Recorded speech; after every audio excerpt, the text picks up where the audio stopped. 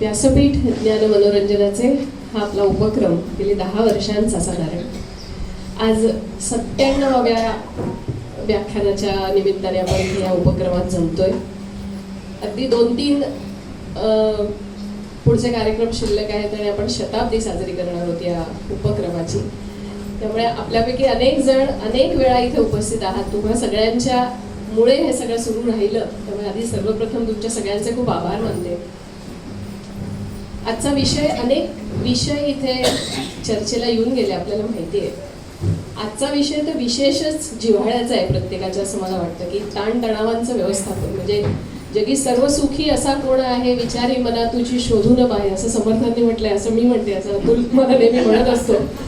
पण खरोखरच की सगळं जे काही सुख आहे ते ताणतणाव नसलेल्या व्यक्तीच्या पाशी असेल असं मला वाटतं. पण कोण आहे असा की ज्याला सर्व सुखाचा सदरा ज्याने घातलेला आहे आणि ताणतणाव विरहित आयुष्य जगतोय, अशी माणसं खूप कमी राहिलेत. हे सुखाचे सदरे फार कमी जणांच्याकडे आहेत असं मला वाटतं. आणि हल्ली तर नव्याने त्याच्यात इतकी भर होत चालली आहे की जेव्हा लहान मूल परीक्षेचे सुद्धा ताणतणाव शाळेतली मुलं घेतात आणि एकीकडे 8वी पर्यंत मग आता परीक्षाच नको असा निर्णय घेण्याची वेळ शासनाकडे येते वगैरे. म्हणजे इथपासून त्या ताणतणावाची मुळं कुठपर्यंत जाऊन पोहोचली आहेत हे ऐकून आपण खूप थक्क होऊन जातो. हे नको व्हायला असं याची खूप इच्छा असते, पण त्याची मुळं पाळमुळं फार रुजत चाललेत. आणि या छोट्या वयापासून ते अगदी मोठ्या कॉर्पोरेट बॉसपर्यंत कोणालाही हे ताणतणाव चुकत नाही.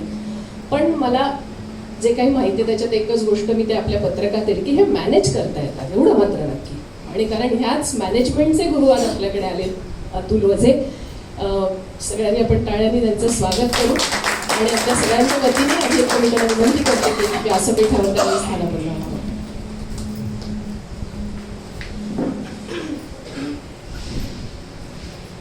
जे आपण गिरगावकर आहोत त्यांना अतुलजी सुपरिचित आहेत. बाबा, तुम्हाला विनंती करते की अतुलजींचं स्वागत करू आपण आणि मग मी त्यांचा परिचयही करून देते. खरं तर आपण सुपरिचित आहोत. आजचे आपले प्रमुख पाहुणे म्हणून उपस्थित असलेले श्री चंद्रशेखर प्रभाकर वझे, आपण त्यांना अतुल वझे म्हणून ओळखतो. त्यांचं शिक्षण इलेक्ट्रॉनिक्स या विषयातलं BE असं त्यांचं शिक्षण. आणि त्याच्यानंतर जवळजवळ 20 पेक्षा जास्त वर्ष त्यांनी अनेक IT कंपन्या आणि कन्सल्टन्सी फर्म्स बरोबर काम केलंय. सिम्बॉयसिस, वेलिंगकर, स्वामी विवेकानंद ह्या ज्या मॅनेजमेंट इन्स्टिट्यूट्स आहेत, अशा नामांकित शिक्षण संस्थांमध्ये व्यवस्थापन या विषयाचे धडे त्यांनी दिलेले आहेत. त्यांना मानद प्रोफेसर म्हणून बोलवलं जायचं ह्या सगळ्या इन्स्टिट्यूटमध्ये. व्यवसाय आणि अध्यापनाच्या निमित्ताने जगातल्या अनेक देशात त्यांचा प्रवास झालाय. सृजनशीलता, व्यक्तिमत्व विकास, तणाव व्यवस्थापन आणि जीवन जगण्याचा दृष्टिकोन हे खरंच त्यांच्या खूप आस्थेचे विषय आहेत, अभ्यासाचे विषय आहेत. आणि उत्कृष्ट मांडणी करून ते समोरच्याला पटवून द्यायची एक खूप खासियत त्यांच्याकडे. अतुलजींनी अनेक सरकारी आणि खाजगी कंपन्या आणि सामाजिक संस्थांच्या अधिकाऱ्यांच्या कार्यशाळा घेतलेल्या आहेत. अनुलोम या स्वयंसेवी संस्थेचे ते संस्थापक विश्वस्त आहेत. या संस्थेने महाराष्ट्रात सुदूर ग्रामीण क्षेत्रातल्या अगदी सर्वसामान्य व्यक्तीला मुख्य प्रवाहात आणण्यासाठी आणि शासनाच्या योजना त्यांच्यापर्यंत पोहोचवून मुख्य प्रवाहात आणण्यासाठी खूप मोठं काम केलंय. आणि खरंच हा लोकशाहीतला एक खूप मोठा बळकट करणारा त्यांचा प्रवास आहे की महाराष्ट्राच्या लहान सहान ग्रामीण भागातनं खरोखर महाराष्ट्र पिंजून काढल्या त्यांनी गेली काही वर्ष, असं म्हटलं तर अतिशयोक्ती होऊ नये. बालपणापासून राष्ट्रीय स्वयंसेवक संघाचे ते कार्यकर्ते आहेत आणि कोकण प्रांताचे सहसेवा प्रमुख या नात्याने अंकुर प्रतिष्ठानसारख्या विविध क्षेत्रात काम करणाऱ्या स्वयंसेवी संस्थांचं सबलीकरण असा एक त्यांचा मोठी भूमिका त्यांनी बजावली. आणि सध्याची तर खूप खास त्यांची ओळख अशी की महाराष्ट्र राज्याचे लोकप्रिय उपमुख्यमंत्री माननीय श्री देवेंद्रजी फडणवीस यांचे ते विशेष कार्यकारी अधिकारी म्हणून काम बघत आहेत. त्यामुळे खूपच मोठी जबाबदारी त्यांच्यावरती आहे. आणि हा तर त्यांचा झाला सुयोग्यच परिचय, पण तरी छापील जो आला तो माझ्या अनुभवातला त्यांचा परिचय मी असा सांगेन की खरोखरच हे सगळं करणारी व्यक्ती किती ताणतणावातनं जात असते, हे सगळं करणारी व्यक्ती स्वतःच्या डोक्यावर किती ताणतणाव घेऊन फिरत असेल याची आपण कल्पनाच करायला हवी. आत्ता आम्ही 5 मिनिटं तिथे आहोत तेव्हा 3 फोन येऊन गेलेत. त्यामुळे दिवसभरातल्या नुसत्या फोन कॉल्सची संख्या मोजली तरी ती शेकड्यात असेल. पण तरीही अतुल जी हे असं एक व्यक्तिमत्व आहे की त्यांच्याशी भेटल्यानंतर बोलल्यानंतर खरोखरच हे करणारी व्यक्ती स्वतः ताण घेऊन फिरत असेल आणि लोकांना सांगते असं त्यांच्या बाबतीत मला कधी जाणवत नाही. खरोखरच ते अत्यंत निदान आम्हाला तरी दाखवतात तसं की अतिशय मृदू व्यक्तिमत्व, अतिशय सोज्वळ व्यक्तिमत्व आणि समोरच्याला आनंदी करण्याची, उत्साह देण्याची एक छान हातोटी, एक छान वक्तृत्वाची कला त्यांच्याकडे आहे. आणि आपण सगळेजण यापेक्षाही अधिक माझ्यापेक्षा सुपरिचित असाल त्यांच्याशी. तर अतिशय जिव्हाळ्याचा विषय आपल्या सगळ्यांचा मी विनंती करते त्यांना की हा विषय आमच्या समोर त्यांनी मांडावा. धन्यवाद.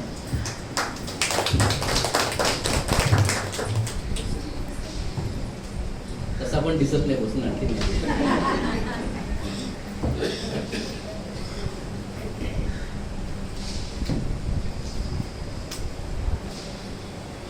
माननीय वसंतराव, सर्व बेडेकर कुटुंबीय आणि जवळजवळ निम्मे चेहरे त्याच्यापेक्षा जास्त मला ओळखणारेच आहेत. त्याच्यामुळे आपल्या सर्वांच्या अनुमतीने मी सुरुवात करतो. व्यासपीठाची 97वा हा कार्यक्रम आहे. एवढं मोठं व्यासपीठाचं जे आध्यात्मिक अधिष्ठान आहे त्या अधिष्ठानाचा फायदा घेऊन मी बोलायला सुरुवात करतो. विषय मुद्दा म्हणून ठरवताना ताणतणाव व्यवस्थापन असा विषय ठरवला. असे खूप कमी जण असतात की ज्यांना ताण नसतोच. म्हणजे ताण हा सगळ्या जणांनाच असतो. काही जणांना तो कळतो, काही जणांना कळत नाही. काही जणांना कळतो आणि त्याला त्यांचं मॅनेज करता येतं, काही जणांना कठीण जातं. मी एक एक्स्ट्रीम उदाहरण घेऊन सुरुवात करतो. ज्यांच्याकडून मी वक्तृत्व शिकलो त्यांनी मला सांगितलं की हे बघ, बाकीचं काय माहित नाही, तू समजा तासभर बोललास ना तर किमान 4 जोक पाहिजेत. बाकी कोणाच्या काही लक्षात राहत नाही. घरी जाताना लोक म्हणतात तरी ते जोक चांगले होते. जसं आपण लग्नात जातो तेव्हा म्हणतो बाकी काय माहित नाही, जेवण चांगलं होतं. बाकी कोणाला काय पडले, जेवण कसं आहे ते फक्त महत्वाचं. एक मुलगा असतो आणि तो मुलगा, त्याचे वडील त्याला सारखेच ओरडत असतात, मारत असतात, त्रास देत असतात, भयानक त्रास देत असतात.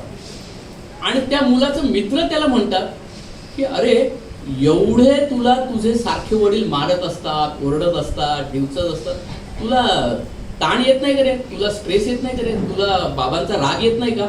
तो म्हणतो अरे बाबांचा राग जबरदस्त येतो. तो म्हणतो अरे पण तू तर नंतर शांत दिसतोस, तू अजिबात चिडचिड करत नाहीस. तो म्हणतो नाही, काय माहितीये का, प्रचंड बाबांवर चिडलो ना मी, प्रचंड चिडलो मी, तसं शांत आहे. पण बाबा इतके मारतात की कधीतरी मी माझा पारा सटकतो. मग मी प्रचंड चिडलो ना, काय करतोस, लोकांना उत्सुकता असते. हा प्रयोग कोणी करू नये मी सांगतो. प्रचंड चिडतो, काय करतो ना, काय नाही म्हणे, मी जातो आणि घरातला संडास साफ करतो. म्हणतात अरे वा, म्हणजे हे तर म्हणजे अतिशय जबरदस्तच झालं की म्हणे त्याच्यातून संडास पण साफ होतोय. पण मग लोकांना राहवतच नाही. ते म्हणतात की अरे मग तू संडास साफ कर, तुझा राग कसा जातो? तो म्हणतो काही नाही, बाबांच्या टूथब्रशने मी संडास साफ करतो. आता हा पण याच्या पद्धतीने तणाव व्यवस्थापन करत असतो, त्याचे बाबा पण तणाव व्यवस्थापन करत असतात. सांगायचा अर्थ असा की तणाव हा सगळ्या जणांना असतो, तो ते मॅनेज कसं करतो हे महत्वाचं असतं. त्यामुळे आपण एक सिंपल छोटी छोटी उदाहरणं घेऊन आपण या विषयाची सुरुवात करूया. काय वेगवेगळी कारणं असतात हो. काही वेळा छोटी कारणं असतात, काही वेळा मोठी कारणं असतात. काय काय कारणं असतात, आपण जर का मी काही उदाहरणं सांगितली तर आपल्याला लगेच आपण रिलेट करू शकतो. एखादा समजा करिअर करणारा कार्यकर्ता आहे किंवा माणूस आहे, तर त्याला ऑफिसमध्ये जायचा वेळ फिक्स आहे आजकाल, पण येण्याचा वेळ फिक्स नाही. केवढं मोठं ताणतणावाचं कारण आहे. परदेशामध्ये अशी सिस्टीम आहे की मी 4च तास काम करतो, मला एवढेच द्या. आणि आपल्या इकडे काय म्हणतात, मी तुला दुप्पट पगार देतो, तू 18 तास काम कर. मग याने ताण येणार नाही का? तर निश्चितच ताण येणारच याने. आपण प्रवासाचा विचार करूया. काही जण मला लांबून आलेले दिसत आहेत, मुलुंडवरून आलेले दिसत आहेत, बेतालदालसूरचे इथे कार्यकर्ते आलेत. माझ्या दृष्टीने जगातला स्ट्रेस मॅनेजमेंटचा बेस्ट कार्यक्रम बेताल झालेत सुरू आहे. त्यामुळे मला जेव्हा स्ट्रेस येते तेव्हा मी बेताल झालेत सुरू कार्यक्रम, ते मला सुपारी देत नाहीत कार्यक्रम बघायला या म्हणून. पण आपण प्रवास करायचा म्हटला तर आता इथून मला रोज बोरिवलीला घरी जायचंय. मी मंत्रालयात काम करतो, बोरिवलीला घरी जायचंय आणि मी मोठा अधिकारी आहे म्हणून मी कारने जाणार असं म्हटलं तर त्याच्यापेक्षा पुण्यात लवकर जाऊ अशी परिस्थिती आहे. मग हे तणावाचं कारण होऊ शकत नाही का? होऊ शकतं. प्रवासाला आपण समजा इथून कोल्हापूरला गेलोय तर कोल्हापूरला आपण म्हणतोय साधं सुद्धा नको, आपण 3 tier किंवा 2 tier मधून जाऊया. पण मग आपण जेव्हा 2 tier 3 tier मधून जातो तेव्हा सुद्धा वाटतं बापरे, नेमका आपल्याच कंपार्टमेंटमध्ये घोरणारा माणूस आलाय. किंवा तो नसेल तर एखादा छळणारा मुलगा असतो जो रात्री 2 पर्यंत झोपतच नाही. आणि समजा असे दोन्ही मिळाले नाही तर बाजूच्या कंपार्टमेंटमध्ये कोणीतरी रात्रभर कोका-कोला पित असतात. कोका-कोला म्हणजे काय?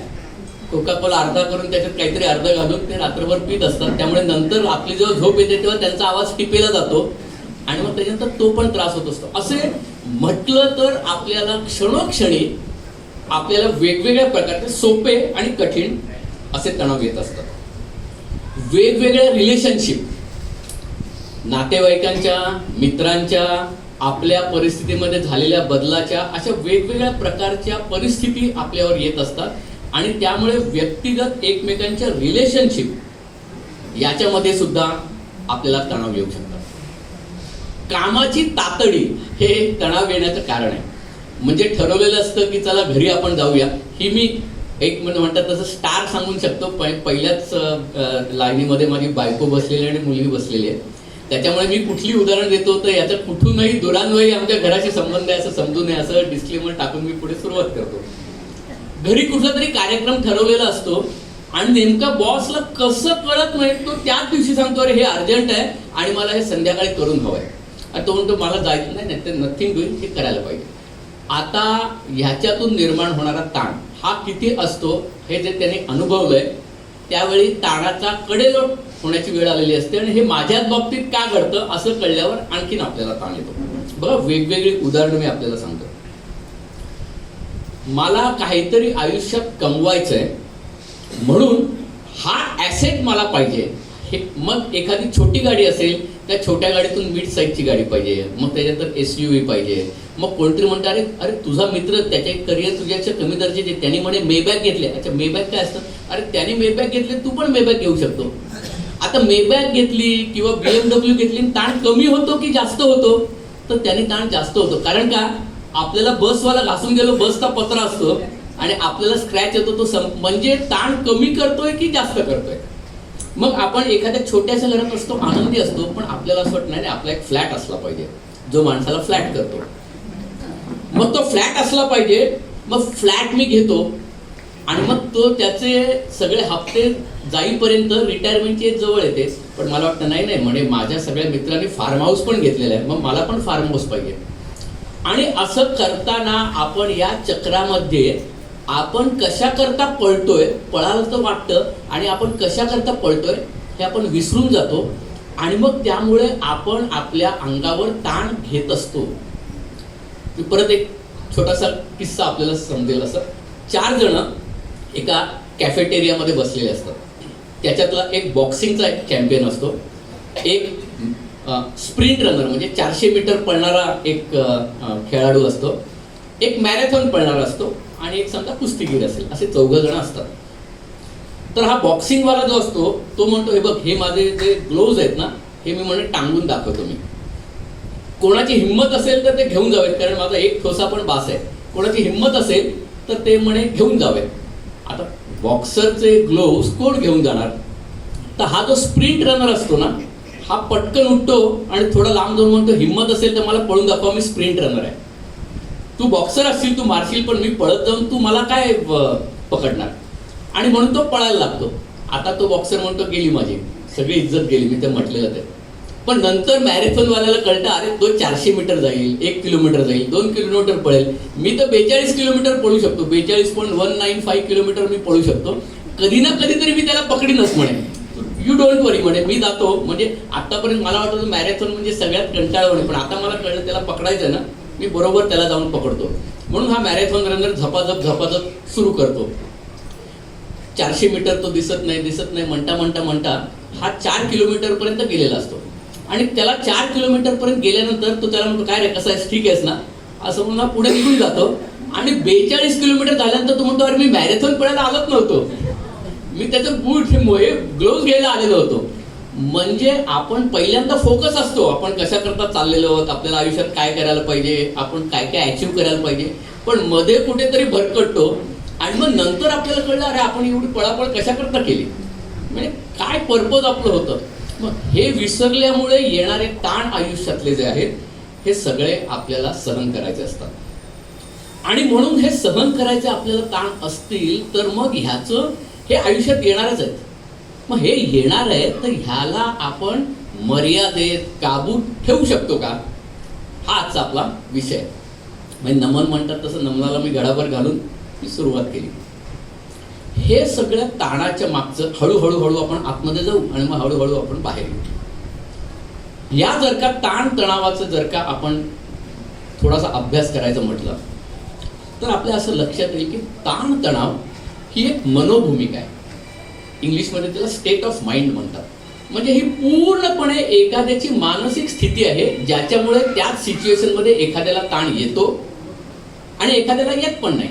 आणि म्हणून आपल्याला काय स्टेट ऑफ माइंड ही आपल्या कंट्रोलची असते. बाकीच्यांना रिअलाइज झालं असेल तर त्यांनी पण सायलेंटवर ठेवा. तर त्यामुळे आपल्याला येणारा ताण ही पहिली मनोभूमिका आहे. पण ही मनोभूमिका जास्त वेळ सुरू राहिली तर त्याला शरीर रिॲक्ट करायला सुरुवात करतं, शरीर त्याला रिस्पॉन्ड करायला सुरुवात करतं. आणि मग हा ताण हा मनातून शारीरिक स्थितीत पण येतो, त्याच्यात आपण नंतर जाऊ. परंतु प्रामुख्याने ताण तणाव म्हणजे आपण ज्याला इंग्लिशमध्ये स्ट्रेस म्हणतो, मराठीत त्याला ताण म्हणतो, ही एक स्टेट ऑफ माइंड आहे, ही एक मनोभूमिका आहे. आणि त्यामुळे ही मनोभूमिका का होते, ह्या मनोभूमिकेतून आपल्याला कसं बाहेर पडते. ताणाच्या सिच्युएशन आपण कमी करू शकत नाही, ते येणारच. पण या ताणावर मात करण्याकरता आपण काय टेक्निक डेव्हलप करू शकतो, आपण त्याच्यावर काय विचार करू शकतो, याचा विचार करणं हे आजच्या जगात सगळ्यात जास्त महत्त्वाचं आहे. आणि त्यामुळे हे मनोभूमिका आणि त्या मनोभूमिकेनंतर आपलं शरीर त्याला कसं रिस्पॉन्ड करतं हे थोडक्यात म्हणजे ताण तणावाची आपल्याला डेफिनेशन थोडक्यात सांगायची. तणाव म्हणजे काय, तर it is state of mind, ही एक मनोभूमिका आहे. आणि या मनोभूमिकेमुळे माझ्या मनात आणि मग त्याच्यानंतर शरीरात होणारे जे बदल आहेत की त्याचे सिम्पटम्स आपल्याला दिसतात. आपण आणखीन पुढे जाऊ.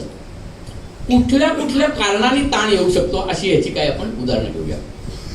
आणि मग आपल्याला कळेल की खरोखर ही ताण तणाव आपल्याला कळत न कळत आपल्याला येतात का, याचा आपण विचार करू. काही काही उदाहरणं त्याच्यामध्ये घेऊ. Situation is not acceptable to me. मी सांगितलं सर कॉर्पोरेट ट्रेनर असल्यामुळे मी प्रामुख्याने जे स्ट्रेस मॅनेजमेंटवर अख्खा दिवस जे वर्कशॉप घ्यायचो ते इंग्रजीमध्ये असल्यामुळे माझ्या नोट्स आहेत ते इंग्रजीमध्ये आहेत. मी एक वाचीन आणि मग ते मराठीतून शक्य तितक्या शुद्ध, आता 27 तारखेला मराठी भाषा दिवस झाला आहे त्याच्यामुळे शक्य तेवढ्या जास्तीत जास्त मराठीतून मी सांगण्याचा प्रयत्न केला. एखादी गोष्ट मला ॲक्सेप्टेबल नाही आहे, मला ती मान्य नाही आहे, तर याच्यामुळे तणाव येतो. मी एक उदाहरण घेतो आणि ते उदाहरण मी माझ्याच बाबतीतलं उदाहरण घेतो. मी एका ठिकाणी कंपनीत कामाला होतो आणि त्या कंपनीमध्ये अशी एक सिच्युएशन आली, अशी एक अवस्था आली की ज्याच्यामध्ये एक चीनमध्ये प्रोजेक्ट आम्हाला मिळणार होता, शांघायमध्ये. आणि त्यामुळे एक 7-8 जण त्याच्यात कॉम्पिटिटर होते की ज्याच्यामध्ये आपल्याला त्या प्रोजेक्ट करता काम करायला मिळणं, ड्रीम प्रोजेक्ट, चीनमध्ये जायला मिळेल, कंपनीच्या खर्चाने जायला मिळेल, 2 आठवड्याचा प्रोजेक्ट आहे. आणि त्यामुळे त्या ठिकाणी कोणी जायचं याची प्रचंड पॉलिटिक्स म्हणतात तसं पॉलिटिक्स सुरुवात झालं. सगळ्यात जास्त डिसइंटरेस्टेड मी होतो, कारण तो विमानात बसूच नाहीये असं माझी मनोभूमिका होती. बघा स्टेट ऑफ माइंड कसं असतो किंवा माझी ॲक्सेप्टेबलिटी नव्हतीच त्याला. आणि म्हणून मी सगळ्यापासून अलूफ होतो, पण बाकीच्यांची जबरदस्त चढावट सुरू होती. आणि कदाचित बॉसला वाटलं असेल की जो सगळ्यात कमी कटकट करतोय त्यालाच कॅप्टन करावं, जसं सगळ्यात जास्त गडबड करतो त्याला कॅप्टन, तसं म्हणून त्यांनी माझीच नेमणूक केली. आता माझी नेमणूक केल्यामुळे ते 5-6 जण आणि मी, आम्ही सगळेच जण टेन्शनमध्ये आलो, कारण त्यांना जायचं होतं आणि त्यांना मिळालं नाही. आणि मला डेस्परेटली जायचं नव्हतं, पण मला जायला लागलं. आता विचार करा, केवळ हे मला ऍक्सेप्टेड नव्हतं म्हणून मला स्ट्रेस आली. त्यांना पण ऍक्सेप्टेड नव्हतं की कोणीतरी दुसऱ्याला ती अपॉर्च्युनिटी मिळेल म्हणून त्याला पण ताण आला. बघा, म्हणजे एक उदाहरण की मला ती गोष्ट ऍक्सेप्टेबल नाही म्हणून मला ताण आला. आपल्या इकडे ढोल वाजत असतात. आता ते कधी वाजतात, ते म्हणजे हळदीला पण वाजतात आणि लग्नाला पण वाजतात आणि नवरात्रात पण वाजतात आणि गोविंदाला पण वाजतात, गणपतीत पण वाजतात, बरोबर. मग आता मला त्याचा त्रास होतो असं एकदा मी समजलो की आली मला स्ट्रेस. आणि ती 2 दिवस आधीपासून यायला लागते की आता उद्या वाजणार, परवा वाजणार, आज वाजणार, आत्ता वाजतील. पण मी म्हटलं की आता ह्या सिच्युएशनवर मी कंट्रोल करू शकत नाही, तर काय करायचं, मी ऍक्सेप्ट, एकदा मी ठरवलं ना ते ऍक्सेप्ट करायचंय की मग मला ताण येणार नाही. पण आयुष्यात असं होतच नाही, आपल्याला ताण येतोच, कारण ते मी ऍक्सेप्ट केलंच नसतं. मी ऍक्सेप्ट करणारे असं पण म्हणतो, पण मन सांगतं नाही, तू ऍक्सेप्ट नाही करू शकत. बघा किती सोपी गोष्ट आहे, पण याचा पण ताण येऊ शकतो. मला एखादी गोष्ट करायची आहे पण मला ती मिळत नाहीये. मला एखादी गोष्ट हवी आहे पण मला मिळत नाहीये. आपण कॉर्पोरेट भाषेत म्हणायचं तर मला प्रमोशन हवंय, मी आयुष्यभर इतकं, या वर्षी मी इतकं कष्ट केलेत पण मला ते प्रमोशन मिळालं नाही. मला पाहिजेच होतं ते आणि मला ते मिळालं नाही. I wanted to get something but I did not get it. पण आता हेच उलटं बघा की पॉलिटिशियन्स जे असतात ना, आपण त्यांना म्हणतो की हे काहीच करत नाही, त्यांची स्ट्रेस लेवल बघा. एखादी इलेक्शन तो हरला की पुढची 5 वर्ष त्याला काही चान्स नाही. पण तो हरला तरी लोकांनाच टेन्शन येतं की ह्याच्याशी कशी बोलायचं. पण तो बघितलं तर तो बिंदास सांगत होतो, काय नाही, ईव्हीएम रिक केलं, अमुक रिक केलं, 10 कारणं सांगेल तो, पण त्याच्यामुळे मी हरलो, पण काही चिंता नाही, मी लोकांची सेवा करतच राहणार आहे. बघा, म्हणजे त्याची सिच्युएशन बघा आणि आपली सिच्युएशन बघा. म्हणजे एक जण त्याचा ताण घेतो, एक जण त्याचा ताण घेत नाही. परत म्हणजे हे काय आपण ऍक्सेप्ट करतो आणि काय ऍक्सेप्ट करत नाही. मी तिसरी सिच्युएशन सांगतो. माझा इगो दुखावला, माझा स्वाभिमान दुखावला, माझा अहंकार जो असतो म्हणजे तो स्वाभिमान आपण त्याला म्हणतो, माझा इगो दुखावला. बघा, 2 सिच्युएशन्स मी सांगतो. कुठल्या सिच्युएशनमध्ये आपल्याला जास्त ताण असेल ते आपल्याला कळेल. बॉसने मला बोलवलं आणि मला माहितीच होतं की मला प्रमोशन मिळणार, पण मला मिळालं नाही. का मिळालं ते मला माहित नाही आणि बॉस सांगतो की नाही, you are not up to mark, म्हणजे तू जे अपेक्षा होती त्याप्रमाणे तू परफॉर्म नाही केलंस, त्याच्यामुळे तुला नाही देत. माझा इगो दुखावला. तू परफॉर्म नाही केलंस म्हणून त्यांनी मला प्रमोशन नाकारलं, या इगोमुळे मला स्ट्रेस आला. आता मी दुसरी सिच्युएशन सांगतो. 10 जण बसलेले आहेत, अशीच सभा चालू आहे आणि बॉस सांगतोय की चला या वर्षीचा आपल्या डिपार्टमेंटचा परफॉर्मन्स कसा होता, आणि सगळ्यांच्या समोर त्यांनी सांगितलं ह्यानी काम चांगलं केलं, त्यांनी काम चांगलं केलं, वजे तू उभा राहा, तुझा या वेळेचा परफॉर्मन्स चांगला नव्हता. आता पहिल्या स्टेजमध्ये जास्त स्ट्रेस येईल की दुसऱ्या स्टेजमध्ये येईल? तर दुसऱ्या स्टेजमध्ये. का? अरे सगळ्यांच्या समोर माझा इज्जतचा फालुदा, म्हणजे 10 जणांच्या समोर तो म्हणतोय की अरे वजे तुझा परफॉर्मन्स एवढा चांगला नाही. म्हणजे पहिल्या सिच्युएशनमध्ये काय झालं, पहिल्या सिच्युएशनमध्ये मी आतमध्ये स्ट्रेसमध्ये होतो, पण जेव्हा मी त्या केबिनच्या बाहेर आलो तेव्हा काय करे, बॉस मला म्हणाले की काम चांगलं आहे पण आपल्याकडे लिमिटेड सीट होत्या. म्हणजे मी त्याला शुगर कोटिंग करून सांगणार की जेणेकरून माझा इगो जो आहे तो कमी दुखावलाय, पण सेकंड स्टेजमध्ये इतका दुखावला गेला. मी उदाहरण एक सांगतोय, पण तुम्ही मला दिसतंय कारण मी हिप्नॉटिस्ट आहे, त्यामुळे तुमच्या चेहऱ्यावर दिसतंय तुम्ही काहीतरी ते रिलेट करायचा प्रयत्न करतात, असा माझा कुठे इगो दुखावला गेला आणि त्याच्यामुळे मला स्ट्रेस आली असेल. या प्रॅक्टिकल घडणाऱ्या गोष्टी आहेत. आणि मग आपण पहिल्यांदा आपण कन्व्हिन्स झालो ना की मग आपण त्याच्यानंतर सोल्युशन काय आहे, याच्यावर काय करता येईल, म्हणजे व्यवस्थापन कसं करता येईल याच्याकडे नंतर करूया. मला एखादी गोष्ट मिळाली नाही, मला एखादी गोष्ट मिळाली नाही तर मला येणारा जो तणाव असतो, मी एकदम वेगळं उदाहरण घेतो. समजा मी बॉसला आधीपासून सांगून ठेवलेलं आहे की बॉस म्हणे ती इंडिया आणि पाकिस्तानच्या मध्ये T20 मॅच आहे, ती दुपारी 2ला सुरू होते, 5ला संपते ती पटकन, तर मी काय फुल डे सुट्टी घेत नाही, तू काय मला देणारच नाहीस फुल डे सुट्टी, पण मी लंच टाईमच्या सुमारास निघेन. मी साधारणपणे 1 वाजता निघेन, कारण मला माहिती आहे की अर्ध्या तासात मी घरी पोचतो, म्हणजे मला टॉसपासून सगळी गोष्टी बघता येतील मला. आणि म्हणून मी 8-10 दिवसापासून मी त्यांची एक्सपेक्टेशन सेट केलेली आहे की मी जाणार आहे, मी जाणार आहे. माझ्या मनात धाकधूक आहे, आयत्या वेळी बॉस काय करतो ते मला माहिती नाही, पण तरीसुद्धा मी ठरवलेलं आहे की म्हणे मी ती मॅच बघायला जाणारच. मी हळूहळू बॉसची सेटिंग करतोय. आता तो दिवस आला, अजूनही मला थोडी धाकधूक आहे की बॉस सोडेल की नाही. आणि म्हणून मी सगळ्या ठिकाणी सांगून ठेवलं, आज मी जाणार. सगळ्या मित्रांना म्हणजे ऑफिसमधल्या सगळ्या जणांना माहिती आहे. आणि निघेपर्यंत शेवटची करता 2ला मॅच मी ठरवलेलं होतं की मी 1 वाजता जाणार, कारण मला टॉसपासून सगळं बघायचं होतं. तरी पण मला निघेपर्यंत 1:15 वाजला. म्हणजे बघा 15 मिनिटं तरी पण उशीर झाला. तरी पण मी म्हणतो ठीक आहे, टॉस जाईल पण पहिली ओव्हरपासून तरी बघता येईल असं म्हणून मी निघालो. आणि नंतर मी कारमध्ये बसल्यानंतर चालवायला सुरुवात केली. लक्षात केलं, मला वाटलं मी एकटाच आहे, पण असा विचार करणारे भरपूर लोक आहेत आणि त्यामुळे ट्रॅफिक भरपूर आहे. सगळेच जण बहुतेक घरी चाललेले दिसतात. भारत पाकिस्तानची T20 मॅच आहे, ती बघायला सगळे चाललेले दिसतात. मला प्रचंड ट्रॅफिक लागला. मी म्हटलं काय हरकत नाही, बहुतेक पहिल्या 1-2च ओव्हर माझे जातील, पण मी नंतर घरी पोहोचीन. कोणाची बॅटिंग आपली येऊ दे नको, त्यांची येऊ दे, म्हणजे 2-4 ओव्हर गेल्या तरी काय हरकत नाही, आपली बॅटिंग बघायला मिळेल. क्रिकेटचे लव्हर्स बरोबर आता झुलायला लागले की हां बरोबर आहे. पण नेमकी माझ्या दुर्दैवाने आपलीच बॅटिंग आली. मग आपली बॅटिंग आल्यानंतर म्हणून ठीक आहे, मी काय कमी नाही आहे, माझं बॅकअप प्लॅनिंग आहे, रेडिओ आहे ना, मी रेडिओवर लावतो आणि मग घरी जाऊन पोचलो की लगेच पटकन मी मॅच बघायला लागतो. फार तर घरी सांगून ठेवतो किंवा TV ऑन करून ते चॅनेल लावून ठेवतो. आणि मग बघितलं मी तर मला 10 मिनिटच उशीर होणार आहे, म्हणजे 2:10 मी पोचणार आहे. पण नंतर लक्षात आलं 2:10 आपल्या 2 विकेट गेले. 17ला 2 भारतात पाकिस्तानच्या आगे. आणि मग मी म्हटलं ठीक आहे, पुढचे चांगले खेळणार आहेत, आशा असते ना माणसाला. मग मी घरी गेलो. बघता शेवटच्या क्षणापर्यंत वाटलेलं मॅच जिंकणार, पण मॅच हरलो. बघा आता ज्याला क्रिकेट कळत नाहीत, म्हणजे कुंबळेचे 5 बळी म्हटलं तर अरे अजून तो बाहेर फिरतोय, 5 बळी घेतलेत आणि फिरतोय म्हणतो. असे क्रिकेट माहिती नसणारे खूप चांगली लोक असतात की त्यांना आयुष्यात उगाचच येणारा स्ट्रेस येत नाही.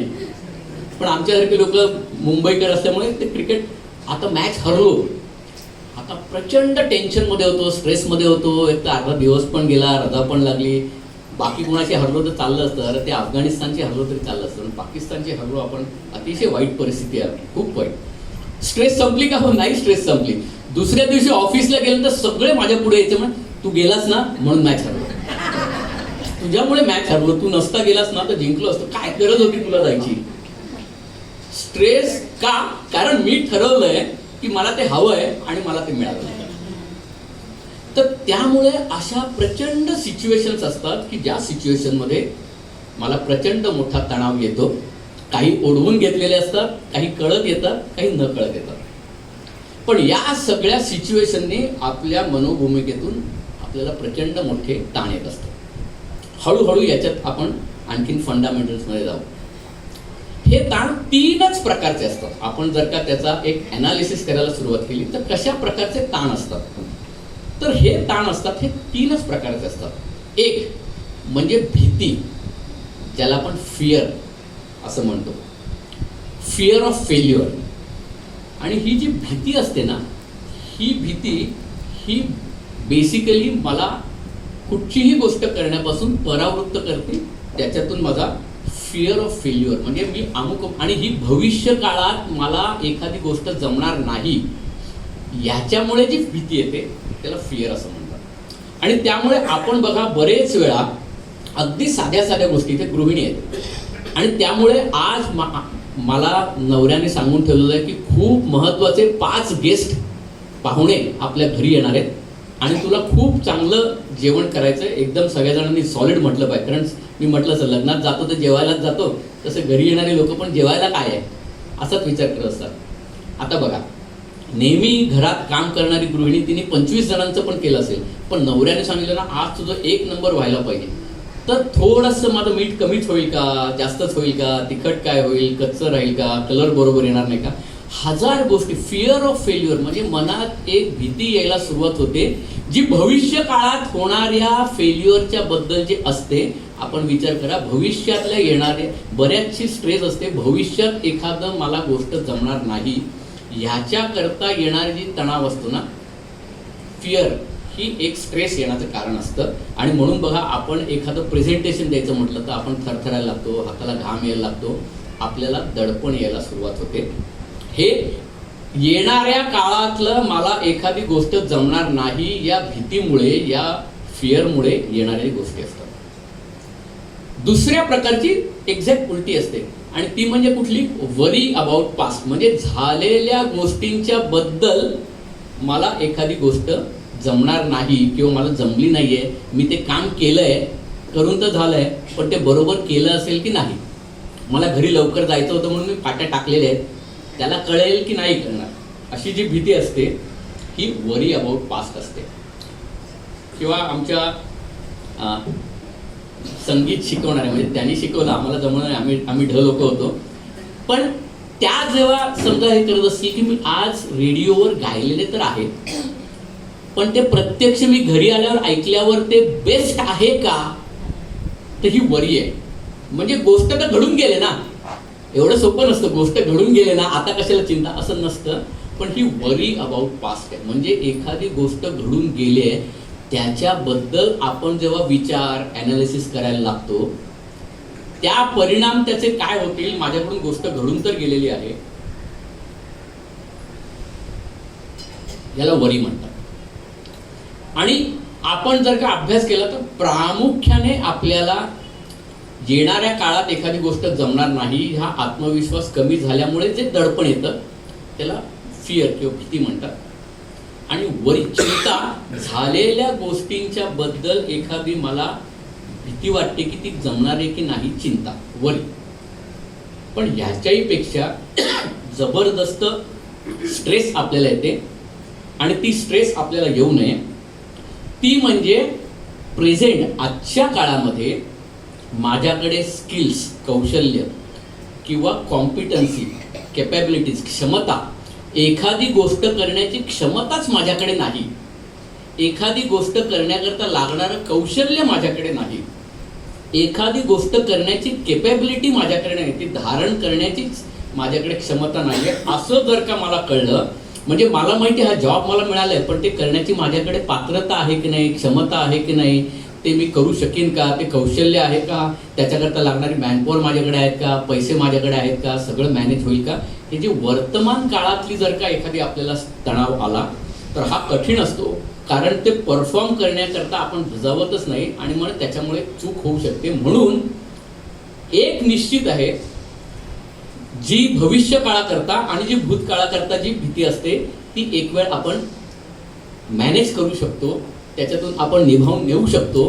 परंतु मला ही गोष्ट जमेल की नाही जमणार, आजच्या प्रेझेंट, वर्तमान काळामध्ये ही मला गोष्ट जमेल की नाही, म्हणजे मला आता हे भाषण द्यायचं आहे, हे जेव्हा मला वसंतरावांनी सांगितलं तेव्हा मला फिअर होती, समजा भीती होती की मला जमेल की नाही, गिरगावातले एवढे जबरदस्त जाणते श्रोते, त्यांच्यासमोर माझ्यासारख्या पामराला बोलता येईल की नाही, ही फिअर आहे. वरी उद्या येईल, लोकांनी मला व्हॉट्सअपवर, राजा तू तुझ्याकडून ही अपेक्षा नव्हती, तू तरी ठीक बोलायला पाहिजे होतंस, आणि 97 वर्षी बोललं, तू जरा तरी ठीक बॉलिंग करायला पाहिजे होतीस. ही वरी लेक्चर झाल्यानंतर, आत्ता नाही येणार मला, हे झाल्यानंतर मी जेव्हा रात्री झोपीन किंवा उद्या विचार करीन, अरे मी चुकलो, मला जमलं नाही, किंवा 8 वाजता संपव असं सांगितलं होतं आणि मी 8:20 पर्यंत गेलो, पण दुसऱ्या दिवशी मला वाटलं की अरे बापरे असं झालं का, की वरी झाली. पण आता विचार करा, माझं तत्पप व्हायला लागलं, पाय लटपटायला लागले, हात कुठे ठेवायचे हे मला कळलं नाही, म्हणून मी स्टेज घेतले की हात कुठे ठेवायचं, तो सगळ्यात प्रॉब्लेम बघतात असतो, हात कुठे ठेवायचं ते. तर ही जी कॅपॅबिलिटी किंवा स्किल, मी बोलू शकीन का, 1.25 तास बोलू शकीन का, हे जर का मला दडपण आलं तर हा ताण प्रचंड मोठा असतो. आपण आपल्या आयुष्यात एवढं तरी करावं की जे आपण गोष्टी करतोय किंवा करणार आहेत त्याच्याकरता लागणारी स्किल्स, कॉम्पिटन्सीज, कॅपॅबिलिटीज ही माझ्याकडे आहेत, आणि मगच मी उतरतोय ना, ह्याचा जेव्हा आपण विचार करू 50% आपल्याला समस्या येत नाही.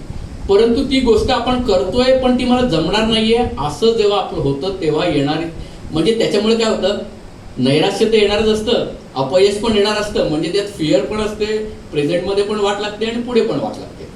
त्यामुळे हा आपण कसं करू शकतो हे पण मी आपल्याला सांगणार आहे. आणि त्यामुळे या प्रामुख्याने आपण कुठलीही जर का तणाव बघितला तर या 3 प्रकारचाच तणाव असतो. आता आपण याच्या पुढे जाऊया. पुढे असं आहे की मग आपण सगळेजण एकाच सिच्युएशन मध्ये जातो, मग सगळेजण एकाच पद्धतीने ताण घेतात का, म्हणजे मी जेव्हा प्रेझेंटेशन करायचो तेव्हा त्यावेळेचं, मी गेली 7-8 वर्षानंतर मी आता हा विषय परत एकदा मांडायला लागतोय, पण मला त्यावेळी मी एक नेटवरून पब्लिक डोमेनमधलं एक चित्र घेतलेलं होतं. प्रत्येक लोक स्ट्रेस जेव्हा येते त्याच्यावेळी रिॲक्ट कसे करतात ना, आपण पण विचार केला तर आपण रिॲक्ट कसे करतो, त्याच्यावरून सुद्धा आपल्याला तणाव आणि त्या तणावाचं व्यवस्थापन कसं होतं हे आपल्याला कळू शकेल. म्हणून त्यावेळी मी एक फक्त चित्र दाखवायचो आणि मग मी विचारायचो की ह्याच्यात कोणाला स्ट्रेस आहे. आणि ते चित्र असं होतं, आपण पण ते नेटवर बघितलं असेल, एकेकाळी गाजलेलं होतं. त्यावेळी बराक ओबामा हे प्रेसिडेंट होते युएसचे आणि आपले मनमोहन सिंग होते. आणि 10 भावमुद्रा वरती ओबामांच्या दाखवल्या होत्या. ते स्ट्रेसमध्ये असताना कसे, ते आनंदात असताना कसे, अमुक तमुक, असे 10 वेगवेगळ्या भावमुद्रा आणि ते बघून कळत होतं आपल्याला. आणि मनमोहन सिंगाचा एकच चेहरा होता आणि ते म्हणत हे टेन्शन आलं तरी असेच दिसतात, आनंदी असेल तरी असंच दिसतात, दडपण आलं तरी सगळे असेच दिसतात. मग आता आपल्याला कळत नाही की स्ट्रेसमध्ये खरोखर मनमोहन सिंग आहेत की ओबामा आहे. सांगण्याचा हेतू असा की प्रत्येक जण स्ट्रेस आल्यानंतर रिॲक्ट वेगवेगळ्या पद्धतीने होतात. मग आपण कुठल्या पद्धतीने रिॲक्ट होतो हे सगळ्यात महत्वाचं आहे. मी एक उदाहरण देतो परत. म्हणजे मधनं बाकीचे म्हणतील की अरे आम्हाला अजिबात तणाव नाहीये, तर तू कशाला आम्हाला समजावून सांगतोयस. तर त्यांच्याकरता फक्त गोष्टी लक्षात ठेवल्यात आणि मग घरी जाऊन कुणाला सांगितलं तरी सुद्धा बास आहे. आता आपण असं धरू, जेव्हा माझा तणाव वाढतोय, जेव्हा माझं दडपण मला खूप येत आहे, त्यावेळी मी जर का बघितलं तर काय काय सिच्युएशन मध्ये कोण कोण कसं कसं रिॲक्ट करेल, आपण कसं रिॲक्ट करू, याच्या मी 3 सिच्युएशन आपल्याला सांगणार आहे आणि आपण ठरवा की ह्याच्यातल्या कुठल्या सिच्युएशन मध्ये आपण असलं पाहिजे. पहिली गोष्ट, आपण असं म्हणू पाणी उकळतंय. पाणी उकळतंय म्हणजे तणाव वाढतोय. पाणी उकळतंय म्हणजे आपलं आतमधून स्ट्रेस बॉइलिंग चालू आहे. दडपण वाढतंय, बॉस आणखीन प्रेशर देतो, आणखीन प्रेशर देतो, तर बघतोय कधी ब्रेक होणार ते. आता यावेळी मी आता आपल्याला 3 उदाहरणं देतो. 3 वेगवेगळ्या सिच्युएशन मध्ये 3 वेगवेगळे रिझल्ट कसे दिसतात आणि मग ह्याच्यातली कुठली चांगली त्याचा आपण विचार करू. पहिली गोष्ट असं की बेसिकली पाणी उकळतंय. त्याच्यात समजा अर्धा तास मी गाजर टाकलं आणि गाजर उकळत नाही, पाणी उकळते, गाजर त्यात आहे, पाणी उकळते, गाजर त्यात आहे. काय होईल हो, अर्ध्या तासानंतर गाजर लिबलिबीत होईल. बरोबर आहे. मग आपण म्हणून सगळेच लिबलिबीत होतील. मग मी काय केलं, मग मी त्याच्यात अंड टाकलं. पाणी उकळतंय. जेवढा वेळ पाणी उकळतंय, जेवढा वेळ आपण त्याच्यामध्ये अंड टाकू तेव्हा असं लक्षात येईल की आणखीन अंड कडक झालं, आणखीन अंड घट्ट झालं, आणखीन अंड स्ट्रॉंग झालं. बरोबर आहे. आता काही जण म्हणतील हे स्ट्रॉंग झालं, काही जण म्हणतील निगर घट्ट झालं, कसंही म्हणू शकतील. पण बघा 180 डिग्री अपोजिट रिझल्ट आहे. म्हणजे गाजर आहे ते एकदम ते लिबलिबीत झालं, म्हणजे नाही बाबा ही स्ट्रेस सिच्युएशन मी नाही हँडल करू शकत आहे, आय विड्रॉ. मी याच्यातून बाहेर पडतो, मग मी नोकरी सोडतो, मी मित्र सोडतो, काही म्हणेल, परंतु त्याच्यातून बाहेर आला. दुसरा म्हणतो रोज हेच जीणं जगायचं आहे, मग मी कशाला स्ट्रेस घेऊ, मी बॉसला स्ट्रेस देईन. बरोबर ना. मग तो काय म्हणतो, मी 1000 चिंतानी ही डोके खाजवतो, तो रस्त्यावर बसतो, घुमतो, शिळ वाजवतो, माझ्या मना बंद दगड. मग तो दगड बनतो, तुला काय करायचं ते कर. मी अंड बनलो, मी कडक झालो. मग आता काही जण म्हटलं नाही हे दगड होणं पण बरोबर नाही, तू निगरगट्ट कसा होतोस, तू काहीतरी स्ट्रेस घेतली पाहिजेस तू त्याच्यावर, पण पुढे तुला त्याच्यातून लॉसच होणार आहे दगड, असे पण काही जण म्हणतात. बघा पण एक्झॅक्टली पाणी उकळण्याची क्रिया तीच आहे, आपली स्ट्रेस सिच्युएशन तीच आहे, 2 180 डिग्री अपोजिट आहेत. मग आपण म्हणू याच्यापेक्षा तिसरं वेगळं असू शकतं का. कसं तिसरं वेगळं, एक तर तो दगड बनणार, नाही तर तो लिबलिबीत बनणार. आता आपण काय करूया माहितीये का, आता त्या उकळत्या पाण्यात आपण कॉफीची पावडर टाकूया. आता कॉफीची पावडर टाकल्यानंतर बाकी सगळे म्हणतात काय रे कॉफी काय. मग 10 मिनिटं झाल्यानंतर शेजारच्याला पण कळतं कॉफी होते. मग आणखी वेळ झाला तर मग समोरच्या बिल्डिंग मधल्याला पण कळतं अरे कॉफी होते. म्हणजे बघा त्या कॉफीने ती सिच्युएशन आहे ना, ती नुसतं थंड पाण्यात कॉफी टाकल्यावर काय होत नाही, त्या कॉफीला उकळतं पाणीच लागतं. आणि त्या जेवढ्या उकळत्या पाण्यामध्ये ती जास्त वेळ आपण कॉफी टाकू तेवढी ती जास्तीत जास्त आपल्याला जे आवश्यक आरोमा किंवा जो सुगंध आहे तो सुगंध काय कॉफी जास्त जमले. म्हणजे एखादी कठीण सिच्युएशन आपण पुढे सांगेल की बस ते कॉफी सारखंच व्हायला पाहिजे आपल्याला. आणि त्यामुळे एखाद्या सिच्युएशन मध्ये आपण त्या ताणतणावाचा आपल्या ॲडव्हान्टेज करता आपण त्याचा उपयोग करू शकतो का? आणि मी जेव्हा याचा विद्यार्थी होतो तेव्हा कदाचित वसंतरावांना आठवणार नाही, पण एक ताणतणावाची सिच्युएशन वसंतरावांनी ज्या पद्धतीने ॲडव्हान्टेजमध्ये कन्वर्ट केली असेल, आपण विसरला असाल, मी आपल्याला ती सिच्युएशन सांगतो. ती सिच्युएशन अशी होती की बेडेकर परिवाराचा किंवा कंपनीचा एक खूप मोठा कार्यक्रम त्यांनी साहित्य संघामध्ये ठेवलेला होता. आणि साहित्य संघात खूप मोठी तयारी करून तो ठेवलेला होता. आणि त्याच्या आदल्या दिवशी कळलं की 10वीचा रिझल्ट आहे. आणि मग 10वीचा रिझल्ट लागल्यानंतर मग कदाचित म्हणजे त्यांनी काय विचार केला असेल याचा मी विचार करतोय. मग ते म्हणाले की अरे सगळीकडे पेढे देण्याचा कार्यक्रम असेल, आपल्या कार्यक्रमाला कोण येणार आहे? कारण त्यावेळी एक प्रकार असेल, 10वीचा रिझल्ट म्हणजे फायनल बाबा. आता 10वीला कुत्रा विचारत नाही ती गोष्ट सोडून द्या. परंतु 10वीचा रिझल्ट लागला त्याच दिवशी संध्याकाळी, आणि मग त्याच्यानंतर लोक येणार कशी? ही स्ट्रेस सिच्युएशन आहे. आता या स्ट्रेस सिच्युएशनवर मला चांगलं आठवतं वसंतरावांनी सांगितलं 10वीतल्या लोकांचा सत्कार करूया. आता हा अचानक ठरल्यामुळे सगळ्यांचा पहिला सत्कार तिकडेच झाला. आणि त्यामुळे पही पाहुणे, आप्त, इष्ट सगळ्यांच्या सकट सगळेजण तिकडे आले. ते पूर्णपणे थिएटर भरलेलं होतं. 10 मिनिटाचं त्यांनी त्याच्यामध्ये वसंतरावांनी बघा, म्हणजे ही स्ट्रेस सिच्युएशन आपण कशी कन्वर्ट करतो. आपण गाजर बनतो, आपण अंड बनतो, की आपण कॉफी बनतो, याचा विचार करायला पाहिजे. हे प्रत्येक सिच्युएशनच्या वेळी आपल्याला जर का कळलं तर आपण तणाव व्यवस्थापन करू शकतो. आणि मग आता हळूहळू तुम्ही म्हणाल की अरे अर्धा तास झाला अजून तू प्रॉब्लेम साईड सांगतो, सोल्युशन साईड सांग. एक लक्षात घ्या, चांगला ॲनालिस्ट असतो ना तो 70% वेळ प्रॉब्लेमचा विचार करतो आणि 30% वेळ त्याला सोल्युशन पुरतं, कारण त्याला प्रॉब्लेम डायग्नोज झालेला असतो. नाहीतर माझ्या IT सॉफ्टवेअरमधले लोक म्हणायचे की नाहीतर कसं होतं, आम्ही खालती प्रोग्रॅमवर बसलेले असतो, वरती पहिल्या मजल्यावर कस्टमर असतो म्हणजे ग्राहक की ज्याच्याकडून रिक्वायरमेंट घ्यायचे असतात, आणि तो आमचा मॅनेजर असतो. तो मॅनेजर सांगतो तुम्ही प्रोग्रॅमिंग सुरू करा, मी वरती जातो आणि त्याच्याकडून रिक्वायरमेंट घेऊन येतो. अरे तू रिक्वायरमेंट अजून घेतल्यानंतर प्रोग्रॅमिंग सुरू करा. तर म्हणजे मला म्हणायचं असं की मुद्दा म्हणून मी जास्त वेळ की कशा वेगवेगळ्या प्रकारच्या स्ट्रेस सिच्युएशन असतात याच्यावर आपण वेळ घालवू नये. आता पूर्ण सोल्युशनकडे जायच्या आधी तणाव आल्यावर काय होतं. पहिल्यांदा तणाव आला की it's a state of mind. त्यामुळे आपण विचार करा की या कुठल्या सायकलमधून आपण जातोय का. आपण जात नसणार. मी हे पण सांगतोय आपण एक्स्ट्रीम स्ट्रेसमध्ये नाहीत. जे एक्स्ट्रीम स्ट्रेसमध्ये आहेत ते पब्लिक फंक्शनमध्ये आलेच नसते. त्यांना प्रचंड स्ट्रेस असते, ते पब्लिक अपीअरन्स टाळतात, ते काही ना काहीतरी कारणं देऊन येत नाही. तुम्ही आलात म्हणजे मॉडरेट किंवा नाही स्ट्रेस असेल. पण समजा असं धरून चालू की आपल्याला स्ट्रेस आहे का हे समजण्याचा मापदंड काय. तर मापदंड असा आहे की पहिल्यांदा it's a state of mind, म्हणजे पहिल्यांदा मनावर फरक पडणार आहे. मग मनावर काय फरक पडू शकतो याचा आपण पहिल्यांदा विचार करूया. मग काय होतं, एखादी सिच्युएशन खूप वेळ तशीच राहिली किंवा ताणतणावाची वेळ जास्त झाली की पहिल्यांदा मनावर फरक पडतो. त्याच्यातून काय होतं, आपलं मन रिॲक्ट करायला सुरुवात करतं. मग काय, अँझायटी सुरू होते. म्हणजे काय तर माझी थोडीशी चिडचिड सुरू होते, मी अनइझी होतो. मग त्याच्यानंतर काय, मग भीती वाटायला लागते की अरे बाबा हे आपल्याला जमेल की नाही, बघा स्ट्रेस सिच्युएशन वाढायला लागली. मग काय होतं, मग डिप्रेशन यायला लागतं. म्हणजे मग मला सगळ्यांच्यात जाऊच नाही, मी कशाला नोकरी करायची, मी कशाला व्यवसाय करायचा, फेल्युअरच येणार असेल तर मी कशाला त्याच्यात पडायचं, जाऊ दे ना मी आहे त्याच्यामध्ये भागवीन. अशा प्रकारचं डिप्रेशन स्टेजमध्ये आपण हळूहळू जायला लागतो. मग त्याच्यानंतर आपली चिडचिड व्हायला लागतो, म्हणजे आपण उगाचच चिडचिड करायला लागतो. मग आपल्याला कधीतरी आपली बायको म्हणते की पूर्वी अशा सिच्युएशनच्या वेळी तू साधा असायचं, हल्ली तुझी खूप चिडचिड वाढली आहे. आता ती जेव्हा जर का आपल्याला किंवा तो जर का एखाद्या महिलेला म्हणाला की हल्ली तुझी खूप चिडचिड वाढली, पूर्वी करायची नाही, आपण ऍक्सेप्ट नाही करत. ते इंडिकेशन आपण घ्यावं की काही ना काहीतरी कारणामुळे जर का माझी चिडचिड वाढली असेल तर कळणारी किंवा न कळणारी अशी काहीतरी कारणं आहेत की ज्याच्यामुळे मला तणाव आलेला आहे, ज्याच्यामुळे मी स्ट्रेस सिच्युएशनमध्ये आहे. एकदा कळलं की सोडवणं सोपं आहे.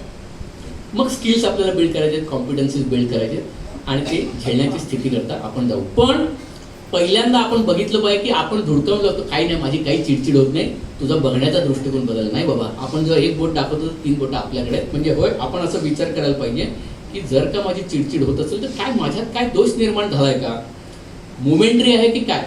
मग आपण निराश व्हायला लागतो, म्हणजे सॅड व्हायला लागतो. आपण अरे तू पूर्वी खूप आनंदी होतास, हल्ली असा का असतोस रे, एकटाच असतोस, मग कित्येक जण लोक म्हणतात की अरे काय रे शेवटच्यांदा कधी हसलायस? तो म्हणतो मला कधी आठवतच नाही मी कधी हसलोय. हसलोच नाहीये मी. शेवटी आपण बघू तणाव घालवण्याकरता ते लाफ्टर क्लब असतात ना, ते लाफ्टर क्लब मध्ये जे मनापासून हसतात ना त्यांची स्ट्रेस जाते. पण जे हसणं फक्त व्यायाम करतात त्यांचं फक्त हे दुखणं कमी होत असेल किंवा दुखणं वाढत असेल पण तणाव जात नाही. पण हसलायच कधी रे शेवटची? अरे नाही बाबा मी इतकं तणावाखाली असतो की मी हसतच नाही.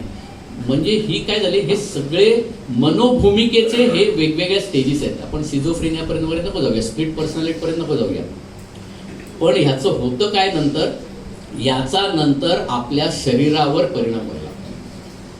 मग काय होतं तर मग आपण म्हणतो अरे पूर्वी मला कधी ऍसिडिटी व्हायची नाही, हल्ली मला ऍसिडिटी होते. म्हणजे मला पचत नाही, मला अपचन होतं. वेगवेगळ्या कारणातून ती स्ट्रेस बाहेर पडत असते. आपल्याला आपण डॉक्टरांकडे जाऊन गोळ्या घेतो. आपल्या गिरगावातले एक म्हणजे डॉक्टर BN पुरंदरे आपल्याला सगळ्यांना माहिती आहे. त्यांचं शल्य कौशल्य नावाचं एक पुस्तक आहे. त्याच्यामध्ये त्यांनी लिहिलेलं आहे की आता हे डॉक्टर लिहित आहेत, आपण लिहित नाही. त्याच्यामध्ये त्यांनी असं लिहिलेलं आहे की 90% आजार हे मानसिक असतात. म्हणजे त्या मनाच्या रचनेवरून ते येत असतात. म्हणजेच मग आपली बॉडी त्याला रिॲक्ट कसं करते याच्यावर आपले सगळ्यांचे जे फिजिकल बॉडीचा रिस्पॉन्स यायला सुरुवात होते. मग काही जणांना ऍसिडिटी होते, प्रेशर वाढायला लागतं, शुगर वाढायला लागते, जे वसंतराव त्याच्यात लिहिलेलं आहे. आता माझी पण ती सिच्युएशन होती, मला माहीत नव्हतं. 1 महिन्याभरात पूर्वी, 1.5 महिन्यापूर्वी माझी एन्जिओप्लास्टी झाली. फक्त एक चांगली गोष्ट अशी आहे की मला कुठल्याही प्रकारे हृदयावर दडपण आलंय आणि काहीतरी ठपकन झालंय म्हणून मी डॉक्टरांकडे न जाता प्रोएक्टिव्हली काही होत नसताना, म्हणजे इथे शशांक आहे, ज्या दिवशी माझी एन्जिओप्लास्टी झाली त्याच्या आठवड्याभरापूर्वी मी, शशांक त्यांना माहिती आहे मालिनी ब्लॉक्सने 4थ्या मजल्यावर होतो, 3 किलो वजनाच्या त्याचा एक वस्तू जी होती ती मी न थांबता 4 जिनेवरती चढलो, ती दिली त्याला आणि मी म्हटलं चला मी लगेच निघतो कारण गाडी खालती आहे, ते ड्रायव्हर मग पाव करायला लागतील वगैरे. पण म्हणजे मी काय केलं की मी असं म्हटलं की आपण प्रोएक्टिव्हलीच जर का मला वाटतंय की काहीतरी थोडाफार हे होत असेल तर आपण बघूया का. म्हणून मग मी डॉक्टरांच्याकडे माझं कम्युनिकेशन झालं. मी असं बंकसमध्ये म्हणता मग एन्जिओग्राफी झाली, एन्जिओप्लास्टी झाली, मी 2 आठवड्याने ठीक पण झालो. पण हे आपल्याला कळलं नाही, आपलं कोलेस्ट्रॉल वाढलं हेच आपल्याला कळलं नाही, आपलं प्रेशर कशामुळे वाढतं हे कळलंच नाही. पण याच्यामागे दडपण, म्हणजे बघा मला दडपण नव्हतं का, मला दडपण आहे. जसं आपण म्हटलं, मी म्हणतो माझी मंत्रालयात रोज OPD चालू असते आणि तिकडे सगळे कटकटी लोक चाललेले असतात, ते मी घेणार ना. पण मग त्याच्यातून मग स्ट्रेस मॅनेजमेंट म्हणजे काय, मग हसणं खिदळणं असेल, लाईटली गप्पा मारणं असेल, आणखीन आवडीच्या गोष्टी बघणं असेल, त्याच्याकडे जाऊ आपण. पण सांगायची गोष्ट अशी आहे की आपण बेसिकली कुठल्या प्रकारचे शारीरिक आजार आपल्याला होत आहेत आणि ते शारीरिक आजार होत असताना मनोभूमिका हे कारण आहे का याचा विचार आपण करतो. अजूनही भारतामध्ये मी मेंटली इल आहे असं ऍक्सेप्ट करण्याची आपली तयारी नाही आणि त्यामुळे मला मानसिक आजार नाहीच आहे असं आपण सगळे म्हणून चालत असल्यामुळे ते आजार होईपर्यंत आपण थांबतो आणि मग एक्स्ट्रीम झाल्यानंतर आता बाबा तुला सायकॅट्रिस्टची ट्रीटमेंट घ्यायला पाहिजे. अरे पण त्याच्या आधी तुला मनाने आणि शरीराने इंडिकेशन द्यायला सुरुवात केली, पण ते त्याचे इंडिकेटर्स आहेत हेच आपल्याला माहीत नसल्यामुळे आपण मॅनेज काय करणार. कारण आपण असं म्हणतो की मला काय नाहीच स्ट्रेस सिच्युएशन, तर त्यामुळे समजून घेण्याकरता ही लक्षणं माझी आहेत का हे आपल्याला मानसिक स्तरावर आणि शारीरिक स्तरावर आपल्याला ते बघायला पाहिजे. आणि मग त्याच्यातून आपण एकदा कळलं की मग मॅनेज करण्याकरता काय, याच्याकरता आता आपण पुढे जाऊया. आपण बघूया की आपण कशाकरता पळतोय यांनी सुरुवात केली आपण. तर आपण सगळेजण आपण आता असं समजून चालू, एक रिप्रेझेंटेटिव्ह उदाहरण घ्यायचं म्हणून, मी 40-45 वर्षाचा मुलगा आहे आणि मी उत्तम प्रकारचं एक करिअर करतोय असं समजा आपण म्हटलं. तर मी कशाकरता पळत असतो, कळत किंवा न कळत, मी जसं मगाशी म्हटलं स्प्रिंट रनर आणि मॅरेथॉन रनर सारखा. तर आपण सगळेजण बघा, बाकी कशाचंही सोंग आणता येतं, पैशाचं सोंग आणता येत नाही, म्हणून मी पैशाकरता पळत असतो आणि मी प्रसिद्धीकरता पळत असतो. हे प्रसिद्धीकरता आपण न कळत पळत असतो, पण आपण प्रसिद्धीकरता पळत असतो. सगळ्यांनी माझ्याकडे बघून टाळ्या वाजवाव्यात असं बघूनच आपण काम करत असतो. म्हणून मी ऑफिसमध्ये ठरवलेलं आहे की मी खूप पैसे मिळवणार आणि त्यामुळे माझे घरचे सुखी होतील आणि मी खूप प्रसिद्धी मिळवणार, मी सर्वोच्च स्तरावर जाणार आणि मग सगळेजण म्हणतील अरे ते बघ वा वा वा वा. म्हणजे मी मरताना काय म्हणणार, मेल्यानंतर सुद्धा समजा माझा आत्मा बघत असेल तर माझ्या प्रेतयात्रेला किती माणसं आली ती भरपूर यावीत, ह्याच्याकरता मी प्रयत्न करणार. म्हणजे मी पैसा आणि प्रसिद्धी याच्याकरता पळायचं ठरवलेलं आहे. आता ह्यानी काय काय होतं ते बघूया आणि आपण कॉर्पोरेट करिअर मधले आहोत. मी इतकं पैसा आणि प्रसिद्धी करता पळायला सुरुवात केली की ऑफिसमध्ये पहिला जाणारा मी, बॉसला खुश करायचं. आणि ऑफिसमधून सगळेजण गेले तरी काहीतरी काम काढून, भले मी दिवसभर करणार नाही पण संध्याकाळी सगळे जातील तेव्हा मी पीक लोडमध्ये काम करेन. कारण का, बॉसला दिसलं पाहिजे हा थकतच नाही. म्हणून मी वर्षभर बाकी कुठल्याही फंक्शनला गेलो नाही, कोणालाही भेटलो नाही. कारण मला पैसे, आता बघा मी पळायचं कशाकरता ठरवलंय, पैसे आणि प्रसिद्धीसाठी. म्हणून मी पैसे आणि प्रसिद्धीसाठी पळायला सुरुवात केल्यानंतर एक वर्षभर मी ठरवलंय की मी या वर्षीचं प्रमोशन मीच मिळवणार आणि यावेळी मला प्रचंड पगारवाढ मिळणार. आता वर्षाचा शेवट आला. वर्षाचा शेवट आल्यानंतर मला कळतं अरे दुसऱ्याच कोणाला तरी भलता जो टाइमपास करत होता, भंकस करत होता, त्याला प्रमोशन दिलंय. माझा तणाव वाढणार की कमी होणार? वाढणार. मी काय म्हणणार, अरे आपल्या ऑफिसमध्ये पॉलिटिक्सच आहे रे, आपल्या ऑफिसमध्ये भलत्याच कोणाला तरी मिळतं रे, मला कधी मिळतच नाही, हे सगळ्यांचं सेटिंगच असतं रे. आता त्यामुळे मला पैसे तर मिळाले नाहीतच, मला प्रसिद्धी पण मिळाली नाही. म्हणजे मी जे ठरवलेलं होतं त्याच्या 180 डिग्री अपोजिट रिझल्ट आला. ना धड पैसे मिळाले, ना धड प्रसिद्धी मिळाली. मग स्ट्रेस वाढणार की कमी होणार? स्ट्रेस प्रचंड वाढले.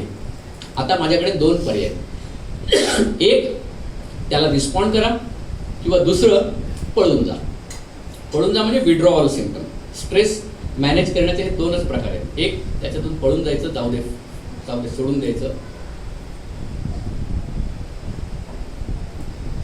आणि दुसरं ते झेलण्याकरता प्रचंड प्रयत्न करायचा. मी आणखीन सकारात्मक, मी म्हटलं पुढच्या वर्षी आपण हेच करूया आणि मी आगीतून फोपाटत गेलो. दुसऱ्या वर्षी पण मला मिळालं नाही आणि या निगेटिव्ह स्पिनमध्ये मी इतका गेलो की माझ्या आयुष्याचा बट्ट्यावर गेला. मग आपण म्हणू अरे खरं तर पैसा आणि प्रसिद्धी करताच पळणार. तू किती म्हण, तू आपला इथे सात्विक गुण सांगून जाशील, कशाला पळताय पैसा करता, कशाला पळताय प्रसिद्धी करता, नका पळू ना. मग तुम्हाला शांतता स्वस्थता मिळेल. अरे तू म्हणशील ठीक, पण तू पण उद्या पैसा आणि प्रसिद्धी करता पळणार आहेस असं आपण सगळे म्हणू. बाय द वे प्लॅन करून मी वयाच्या 42ला रिटायर झालो. त्याच्यामुळे पैसा करता तर पळणार नाही, प्रसिद्धी मिळाली नाही मिळाली गोष्ट वेगळी. पण सांगायची गोष्ट अशी आहे की पैसा आणि प्रसिद्धी करता पळायचं नाही तर कशा करता पळायचं. हा बदल, एक बदल मी आपल्याला सांगणार आहे. हा एक बदल आपण आपल्यामध्ये करू शकतो का याचा विचार आपण केला तर तणाव व्यवस्थापनावर बऱ्यापैकी आपण यश मिळवू असं मला वाटतं. आता पळायचं तर आहेच, आयुष्य मिळालं म्हणजे पळायला तर पाहिजे. गाडगे महाराजांनी काय सांगितलं, हा देह तुम्हाला झिजवण्याकरता, त्रास देण्याकरता तुम्हाला आलेला आहे. त्याचं म्हणजे त्याला काय चांगलं बाबा बटर लावा, त्याला चांगलं हे करा, ह्याच्याकरता तुमचं आयुष्यच नाही. तुम्हाला जे शरीर मिळालेलं आहे त्याला शरीराला जितका त्रास देता येईल तितका त्रास द्या. अरे पण तुम्ही तर म्हणता पैशाच्या मागे पडू नका, प्रसिद्धीच्या मागे पडू नका. मग काय ठेविले आनंद ते पैशाचे राहावे असं आहे की काय? आपण असं ठरवूया की उद्यापासून मी पळणार आहे पण मी वेगळ्या दुसऱ्या कोणतरी गोष्टी करता पळणार आहे असं आपण ठरवू. त्या दोन गोष्टी कुठच्या याचा थोडासा आपण विचार करूया. उद्यापासून मी ठरवलं आहे की मी तब्येती करता पळणार, मी तब्येती करता पळणार. आणि दुसरं काय करणार म्हणजे तब्येत चांगली ठेवणार म्हणजे हेल्थ. आता हेल्थ म्हणजे तब्येत म्हणजे फक्त शारीरिक धरू नका, शारीरिक आणि मानसिक. आणि मी आज जे तुम्हाला नंतर तब्येती करता काय करता येईल ते सांगणार आहे ते जास्तीत जास्त मानसिक सांगणार आहे मी, की मानसिक तब्येत चांगली ठेवण्याकरता काय करायला लागेल. म्हणजे आता आपण जी हेल्थ म्हणतोय ही प्रामुख्याने मानसिक तब्येत असं आपण म्हणतोय. आणि दुसरं, उद्यापासून जसं मी तब्येती करता पडणार आहे तसंच मी ज्ञानाकरता पडणार आहे, मी नॉलेज मिळवणार आहे. म्हणजे आजच्या गोष्टींकरता लागणारं सगळं टेक्नॉलॉजी माझ्याकडे आहे, सगळी स्किल्स माझ्याकडे आहेत, सगळी कॉम्पिटन्सीज माझ्याकडे आहेत, सगळ्या केपॅबिलिटीज माझ्याकडे आहेत, माझ्याकडे सगळं आहे. आणि माझ्याकडे अद्ययावत ज्ञान, मला ज्या गोष्टी करायचे त्याच्याकरता मी मिळवणार आहे. माझा रिसर्चचा वेळ जास्तीत जास्त ऑफिसमध्ये घालण्याकरता मी 5 वाजता बाहेर पडेन, पण उद्या आणखीन एफिशियंटली मी बजाजमधनं मॅनेजमेंट करत होतो. त्याच्या वेळी मला आमच्या प्रोडक्शन मॅनेजरनी एक सिच्युएशन सांगितली, मला कायम लक्षात आहे. तो म्हणत होता प्रोडक्शन मॅनेजमेंटमध्ये प्रिन्सिपल ठेवा, you should not be busy. ठीक आहे, you should not be lazy. आता लेझी पण नाही बिझी पण म्हणजे काय, मग काय करा, you should be intelligently lazy. म्हणजे तुम्ही खूप बुद्धी वापरून कसे आळशी व्हाल याचा विचार करा. आणि त्याच्यावर मी कित्येक वर्षानुवर्ष विचार करतो आपल्याला हे कसं अचीव्ह करता येईल, की इंटेलिजंटली लेझी कसं राहता येईल आपल्याला. तर ह्याचं केवळ आणि केवळ मला उत्तर वाटतं की त्याला जी प्रॉडक्टिव्हिटी, एफिशियन्सी आपण म्हणतो ना, हे केवळ ज्ञानाच्या माध्यमातून होऊ शकतं. आणि पूर्वीपासून ज्ञानाचं युग आहे, पण आज ज्ञानाचं युग जास्त आहे असं मला वाटतं. आणि त्यामुळे आता ठरवा, हाच करिअर करणाऱ्या माणसाने उद्या गोल बदलली, मग तो करिअर कुठेही करणार असो. घरातली गृहिणी ही पण एक वेगळ्या प्रकारचं करिअर करत असते. त्याला भारतामध्ये रेकग्निशन नाहीये, परदेशात त्याला रेकग्निशन असतं, पण गृहिणी ही पण फुल टाइम वर्कर असते. काम करणाऱ्याला सुट्टी असते, पण गृहिणीला सुट्टी नसते. उलट शनिवार रविवारी जास्त काम असतं, वर्कलोड जास्त असतं. पण आता आपण समजा विचार करूया की मी आतापासून ठरवलं, पळायचं तर आहेच, गाडगे महाराजांनी सांगितलं, मग पळायचंय तर मी आता ठरवलं की मी आता तब्येती करता पळणार आहे आणि मी आता ज्ञानाकरता पळणार आहे. विचार करा, आपण एक वेगळं विषयांतर करून परत मी येतो. विचार करा, जेवढं जेवढं आपलं वय होतं ना, तेवढं तेवढं तू काय करिअर करतोस हे आपल्याला कोणी विचारत नाही. तुझ्याकडे कुठली गाडी आहे हे विचारत नाही. तुझं फार्म हाऊस बीचवर आहे की त्याला बाजूला ग्रीनरी आहे की काय हे कोणी विचारत नाही. आपल्याला विचार करून बघा. त्यातल्या बऱ्याच जणांना आता हे प्रश्न विचारायला सुरुवात पण झाली असेल. 2 गोष्टी विचारतात. काय रे, हल्ली तुझी तब्येत कशी आहे? 60 झाल्यानंतर तर मी 60च्या जवळ गेलो, त्यामुळे आता मला पण लोक विचारायला, काय रे काय करतोस विचारत नाही, तब्येत कशी आहे. आणि मग दुसरं काय विचारतात, तुमची मुलं काय करतात. या 2च गोष्टी आपल्याला विचारतात. जसजसे आपण आपला अनुभव वाढत जातो किंवा केस जसजसे गळत जातात, तसतसे हेच आपल्याला 2 प्रश्न विचारले जातात की तुझी तब्येत कशी आहे आणि तुझा मुलगा काय करतो किंवा तुमची मुलं काय करतात. अरे मग आपण पळत असताना आपण त्याचा विचार करतच नाही, माझ्या तब्येतीचा पण विचार करत नाही आणि माझी मुलं काय करणार तिकडे पण लक्ष नसतं. विचारलं काय रे मुलं काय करतात, विचारलं काय रे कितवीत आहेस. आता ही पूर्वीची स्थिती, ही खरी म्हणजे स्ट्रेस मॅनेजमेंट करता बेस्ट सिच्युएशन होती. आता एक्स्ट्रीम काय झालंय, पालकांना मुलाचे गाळलेले शब्द पण माहिती असतात आणि मुलं म्हणतात आहे आई तुला गाळलेले शब्द पण माहिती ना, मग तूच अभ्यास करणार, मी कशाला करायचा. पण आता मी माझ्या परत एकदा धागा न सोडता मी आता येतो की मग आता मी ठरवलंय की मी तब्येती करता पळणार आणि मी ज्ञानाकरता पळणार. मग मी अजिबात स्ट्रेस घेत नाही जास्त वेळ थांबण्याची. बॉसला काय वाटेल, मला माहिती आहे बॉसची काय विषय आहे, तो मलाच विचारणार आहे. एखादी गोष्ट अडली ना की मलाच विचारणार, कारण टेक्निकल सोल्युशन माझ्याचकडे आहे. मग मला अतिशय आनंद होतो, कारण मला आयुष्यात भरपूर गोष्टी करायची, त्याच्याकडे करण्याकरता माझ्याकडे भरपूर वेळ आहे. आणि तो जो दुसरा पहिला मी होय जो ठरवतोय की पळणं ते 10, 12, 15 तास काम करणं, ते 8 तासात मी तेवढंच अचीव्ह करतोय, कारण माझी एफिशियन्सी जास्त आहे, माझी प्रोडक्टिव्हिटी जास्त आहे आणि मला कोणाची भीती नाही, का माझ्याकडे ज्ञान आहे. आता ह्याला पण वर्षाच्या शेवटी अप्रेझल येते, हा वेगळ्या दृष्टीने पळत असतो. मी काय टेक्निकल आणखीन काय शिकू ह्याचा विचार हा करतो. आता वर्षाची शेवट येते, बॉस सगळ्यांना बोलवतो आणि तो सगळ्यांसमोर म्हणतो की यावेळी आपण याच व्यक्तीला स्पेशल प्रमोशन द्यायचं ठरवलंय, कारण त्यांनी 2 इन्व्हेन्शन्स अशी केली की ज्याच्यामुळे आपली एफिशियन्सी 20% वाढली. आता बघा, त्याला पडलेलीच नाही मला प्रमोशन मिळालं की काय मिळालं, परंतु बाय प्रॉडक्ट जो शब्द आहे, बाय प्रॉडक्ट म्हणून त्याला पैसा पण मिळाला, त्याला प्रसिद्धी पण मिळाली. बरोबर की नाही. म्हणजे माझ्या मनातून जरी मला पैसा आणि प्रसिद्धी करता पळायचंय, तर मी पळणार पैसा आणि प्रसिद्धी करता नाही, कारण त्याच्यातून मी निगेटिव्ह सायकलमध्ये जाईन. मला पॉझिटिव्ह सायकलमध्ये जायचं असेल तर मी ठरवणार आहे उद्यापासून मी माझ्या तब्येती करता पळणार आहे, मेंटल आणि फिजिकल, आणि मी ज्ञान मिळवण्याकरता पळणार आहे. आजच्या करता लागणाऱ्या इतरांच्या पेक्षा जास्त स्किल माझ्याकडे आहेत का, इतरांपेक्षा कॉम्पिटन्सी माझ्याकडे आहेत का, ते मला विचारायला येतं. खरे बाबा ही सिच्युएशन आहे, गणेशोत्सवाचं स्टेज बांधायचं आहे, मी अगदी वेगळी उदाहरण घेतो. त्याला बोलूया रे, तो त्यातला एक्सपर्ट आहे, बोलवलं का नाही त्याला, 100 माणसं आहेत, हा घरी बसलेला असतो, हा येत पण नाही, पण त्याला माहिती आहे ती स्टेजमध्ये एक आडवं उभं आपल्या मधल्या 2 बिल्डिंगच्या मध्ये असलेल्या डिस्टन्समध्ये ते एक आडवं उभं काहीतरी तो नेहमी आतून येतो आणि तो काहीतरी सिच्युएशन करून देतो आणि मग ते स्टेज बरोबर लागतं.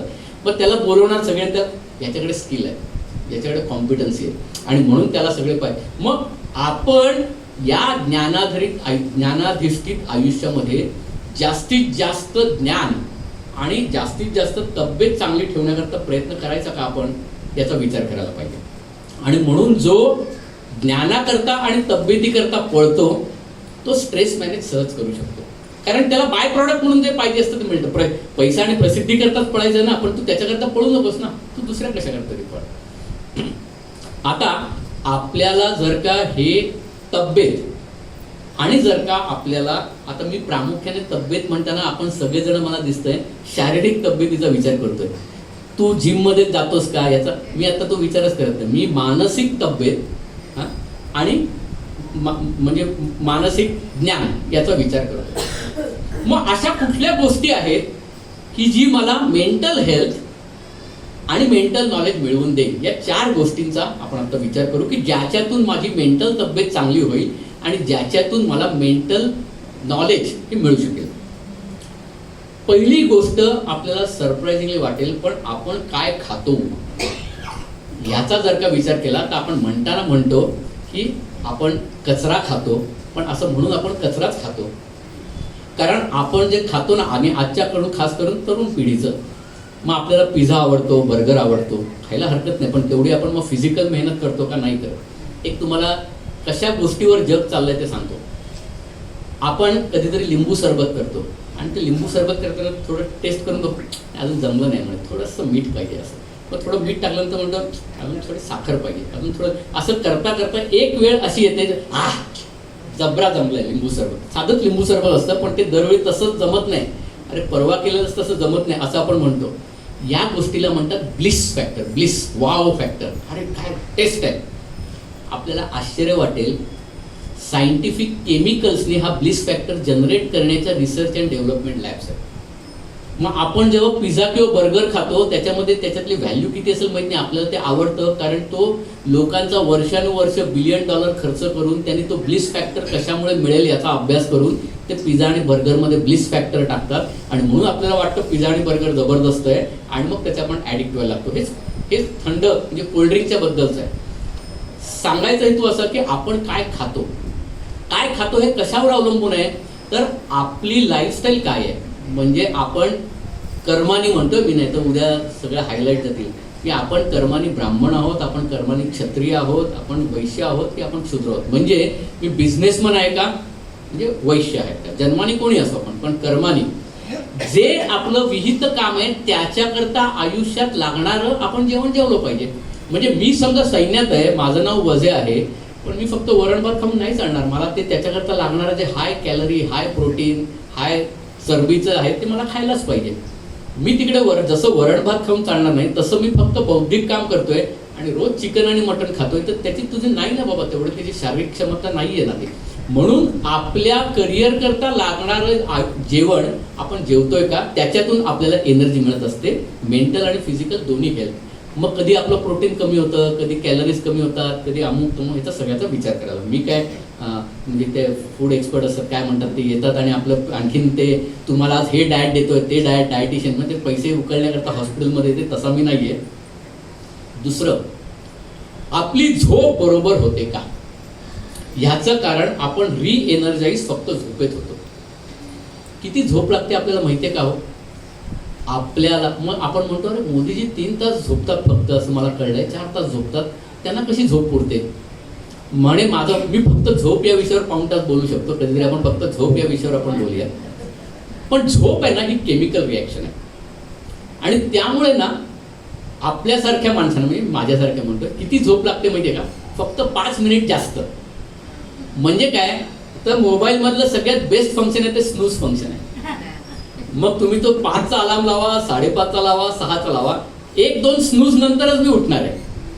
का झोप पूर्ण का होत नाही, तर it is not the quantity of sleep, it is the quality of sleep. मग कमीत कमी झोप किती लागते, तर पाऊण तासाच्या 4 सायकल्स या माणसाला आयुष्यात जेवढी एनर्जी पाहिजे तेवढ्याकरता पास असतात. मग 8 तास झोपून सुद्धा आपली पूर्ण झोप का होत नाही, कारण आपण डीप ट्रान्समध्ये जातच नाही, आपण त्या निद्रेच्या लेवलला जातच नाही. आपल्याला एखादं स्वप्न सगळ्यांना पडत असतं. आपल्याला एखादं स्वप्न लक्षात राहिलं ना, समजा आपण गाढ झोपलेले नाही. पण आपल्याला समजा पटकन उठवलं यातून असं हाक मारली, काय रे काय स्वप्न पडले, आपण सांगू शकू, पण ते 5-10 मिनिटांनंतर विसरेल, ते गाढ निद्रेत पडलेलं स्वप्न. मग आपल्याला गाढ झोप लागते का, आणि खूप गाढ लागली तर शेजारचे लागत नाही, कारण आपण घोरायला लागतो. त्याच्यामुळे गाढ निद्रा ही एनर्जी देणारी मेंटल एनर्जी, कारण आपण अख्खा दिवस घर घर घर घर फिरवलेलं शांत ठेवायचं असेल ना तर शांत झोप लागलं पाहिजे. ज्यांना उत्तम झोप लागते ना त्यांना काही प्रॉब्लेम नाही. म्हणजे उदाहरणार्थ असं म्हणतात, मी परत एक स्टेप मागे येतो, की आपण खावं काय, तर जसं रामदास स्वामीजींनी पण सांगितलं की जवळजवळ 2/3 खाणं आहे ना हे मध्यान्नापूर्वी होऊन जायला पाहिजे. आणि इंग्लिशमध्ये पण म्हणतात हेवी ब्रेकफास्ट असं. पण आजची मुलं बघितली तर त्यांची सकाळच दुपारी होते. आणि मग आपण त्यांना विचारलं, ते म्हणतात की आई पण मी भारतात राहतच नाही, मी अमेरिकेप्रमाणे आत्ताच सेट होतोय. बरोबर 12.5 तास त्यांचं पुढे चाललेलं असतं आणि मग त्या दृष्टीने परफेक्ट असतं त्यांचं. बरोबर 12.5 तास, कारण पुढे म्हणे अमेरिकेतच जायचं ना, मग आत्तापासून मी तीच लाईफस्टाईल करतो, जेटलॅग येणार नाही म्हणे मला. पण असं करून सुद्धा काही जण फिट असतात, त्यांची बॉडी ट्यून होते, त्यांच्याकरता हे नाही. पण ज्यांना तब्येतीचा प्रॉब्लेम व्हायला लागतो त्यांनी त्यांच्या खाण्याच्या सवयीवर विचार करायला पाहिजे. तिसरं, ज्ञान जे मिळवणं. आता प्रत्येकाचं ज्ञान मिळवण्याची अवस्था वेगळी असल्यामुळे मी त्याच्यात जात नाही, परंतु एक लक्षात ठेवा, ज्या फील्डमध्ये आहोत, ज्या फील्डमध्ये आपण करिअर करतोय किंवा करिअर करणार आहोत, त्याच्याकरता लागणारं सगळं ज्ञान, मग ते टेक्निकल असेल, शारीरिक असेल, जे काय असेल, ते माझ्याकडे आहे का, हे तिसरं आपण बघितलं पाहिजे. आणि चौथं सगळ्यात महत्त्वाचं, आता आपण केवळ मेंटल हेल्थचा विचार करतो म्हणून सांगतोय, चौथं आणि सगळ्यात ज्याचा श्वसनावर कंट्रोल आला त्याला सगळं जमलं. सम राहणं हे जे म्हणतात, त्या सम राहण्याकरता श्वासोच्छ्वासावर असं म्हणतात की आपला जेव्हा जन्म होतो त्या जन्माच्या वेळी देवाने लिहून ठेवलं होतं की ह्यांनी आयुष्यात किती श्वास घ्यायचे, ते लिहिलेलं असतं. मग आपण जर का बघितलं, कुत्रा स्लो श्वास घेतो की फास्ट श्वास घेतो? फास्ट श्वास घेतो. आणि त्यामुळे कुत्र्याचं आयुष्य कमी असतं. कासव असतं ना ते अतिशय स्लो श्वास घेतं, म्हणून ते 200 वर्ष जगतं. मग आपल्याला समजा जगायचं असेल, आणि जगायचं असेल हे सकारात्मक जगायचं असेल, ये जिना भी कोई जिना है लल्लू असं म्हणून जगायचं नसेल, तर आपण आपल्या श्वासावर नियंत्रण करायला पाहिजे. समजत असताना सुद्धा, समजत नसताना सुद्धा. म्हणजे काय, तर आपण जास्तीत जास्त ऑक्सिजन कंटेंट घेऊ शकतो का? मुंबईत तर आपल्याला ओ दोन मिळून O2 करून ऑक्सिजन घ्यायला लागतो. तर आपल्याला हा ऑक्सिजन पूर्ण मिळतोय का? म्हणून मग वेगवेगळ्या ब्रीदिंग टेक्निक्सकडे, ज्याचा श्वासावर कंट्रोल आला त्याचं स्ट्रेस मॅनेजमेंट झालं. आणि म्हणून मग आपलं ब्रीदिंग टेक्निक काय आहे ते जर का आपण समजलो तर मला असं वाटतं की आपण खूप चांगल्या पद्धतीने ही एनर्जी आपण मिळवायला लागू. आणि ही एनर्जी मिळवण्याचे ह्या 4 युगातल्या आपण आयुष्यात एक गोष्ट करत असतो ती म्हणजे श्वास घेत असतो. पण आपण श्वास कसा घेतोय, आपण श्वास कसा सोडतोय, आपण कळत असताना न कळत असताना सुद्धा त्या दृष्टीने करतोय का? कारण सगळ्यात पटकन आणि सगळ्यात छान पद्धतीने जर का आपल्याला काही एनर्जी मिळवायची असेल, हे सगळे एनर्जी हेल्प करता आणि आपल्या नॉलेज करता. म्हणजे आपल्याला माहिती आहे, जर का आपण ज्ञानेश्वरांचा विचार करू, ज्ञानेश्वरांनी 16व्या वर्षी ज्ञानेश्वरी, 16व्या ना असं अपर्णा म्हणतात, तर 16व्या वर्षी ज्ञानेश्वरी लिहिली. विचार करा ना तुम्ही, ते पण 16 वर्षाचे असताना 16च वर्ष जगलेले, आपण पण 16 वर्ष असून 16च वर्ष जगलेले होतो. म्हणजे मग त्यांनी ज्ञान कुठून मिळवलं हो? तर ज्ञान असताना हे आपल्या आतमध्येच असतं. आपण अशी म्हणजे आपण आपल्याशी भांडणं नाही, तर आपण आपल्याला समजून घेणं, आत्मबोध जो म्हणतात तो जेवढा लवकर होईल त्याच्याकरता एक श्वासगतीवर आपण जर का लक्ष ठेवलं तर आपण आपला स्वतःचा उद्धार करू शकतो. उद्धार किती होईल ते माहित नाही, पण आपण आपलं तणाव व्यवस्थापन तर नक्की करू शकतो. आता मी 10 मिनिटं चालेल, लांबलं तर ना 8:15 माफी मागून वेळेची 8:15 पर्यंत घेऊन जातो. बिचाऱ्यांचा इलाज काय, सगळेजण मी आहे तो जाऊ का शकत नाही.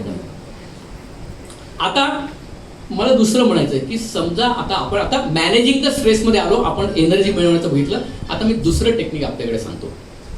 दुसरं टेक्निक असं आहे की माझं मन चांगलं राहण्याकरता मी सकारात्मक विचार करतो का? मी एखाद्या वेळेचं यश आणि अपयश हे आयुष्यातलं सगळ्यात शेवटचं यश आणि सगळ्यात शेवटचं अपयश असं धरत नाही ना?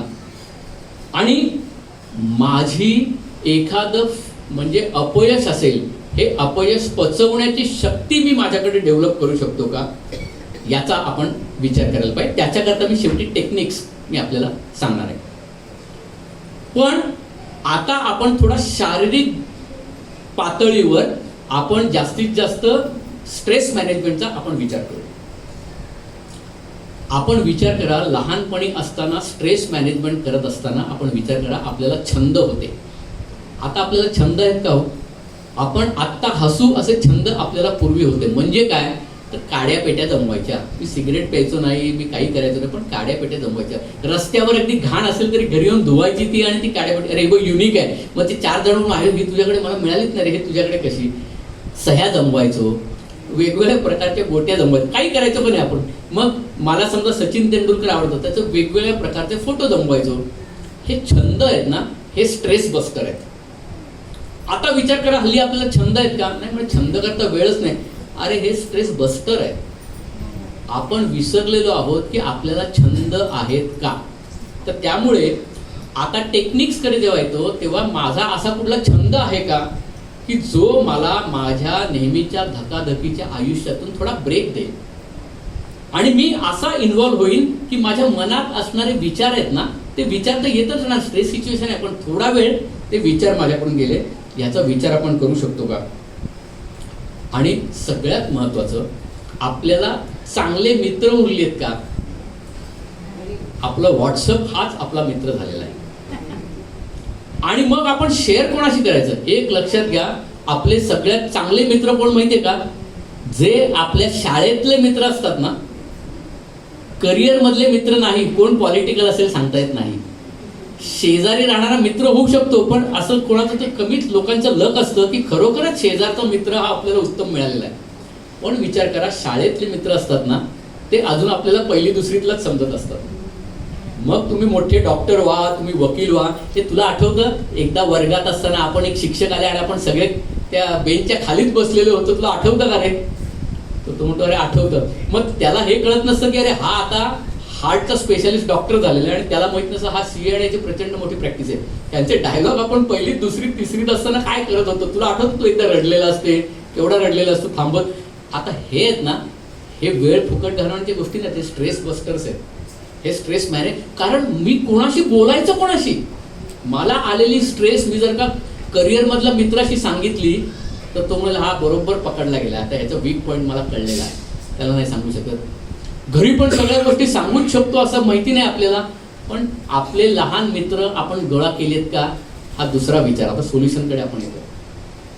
आणि सगळ्यात महत्त्वाचं सांगू, सगळ्यात महत्त्वाचं आपण आणि आपली पत्नी सौ, किंवा मी जर का समजा सौ असेल आपण स्पाऊस असं म्हणू, सहचारी, ह्याचं आणि आपलं कसं जमतं. मी 2 सिच्युएशन आपल्याला सांगतो, घाबरू नका. मी आधी मेधाला ऑलरेडी सांगितलेलं आहे, त्याच्यामुळे तिला माहिती आहे ते. बघा हां, आपण सगळे गिरगावातले आहोत. आपण एका खोलीतच सगळे वाढलेले आहोत.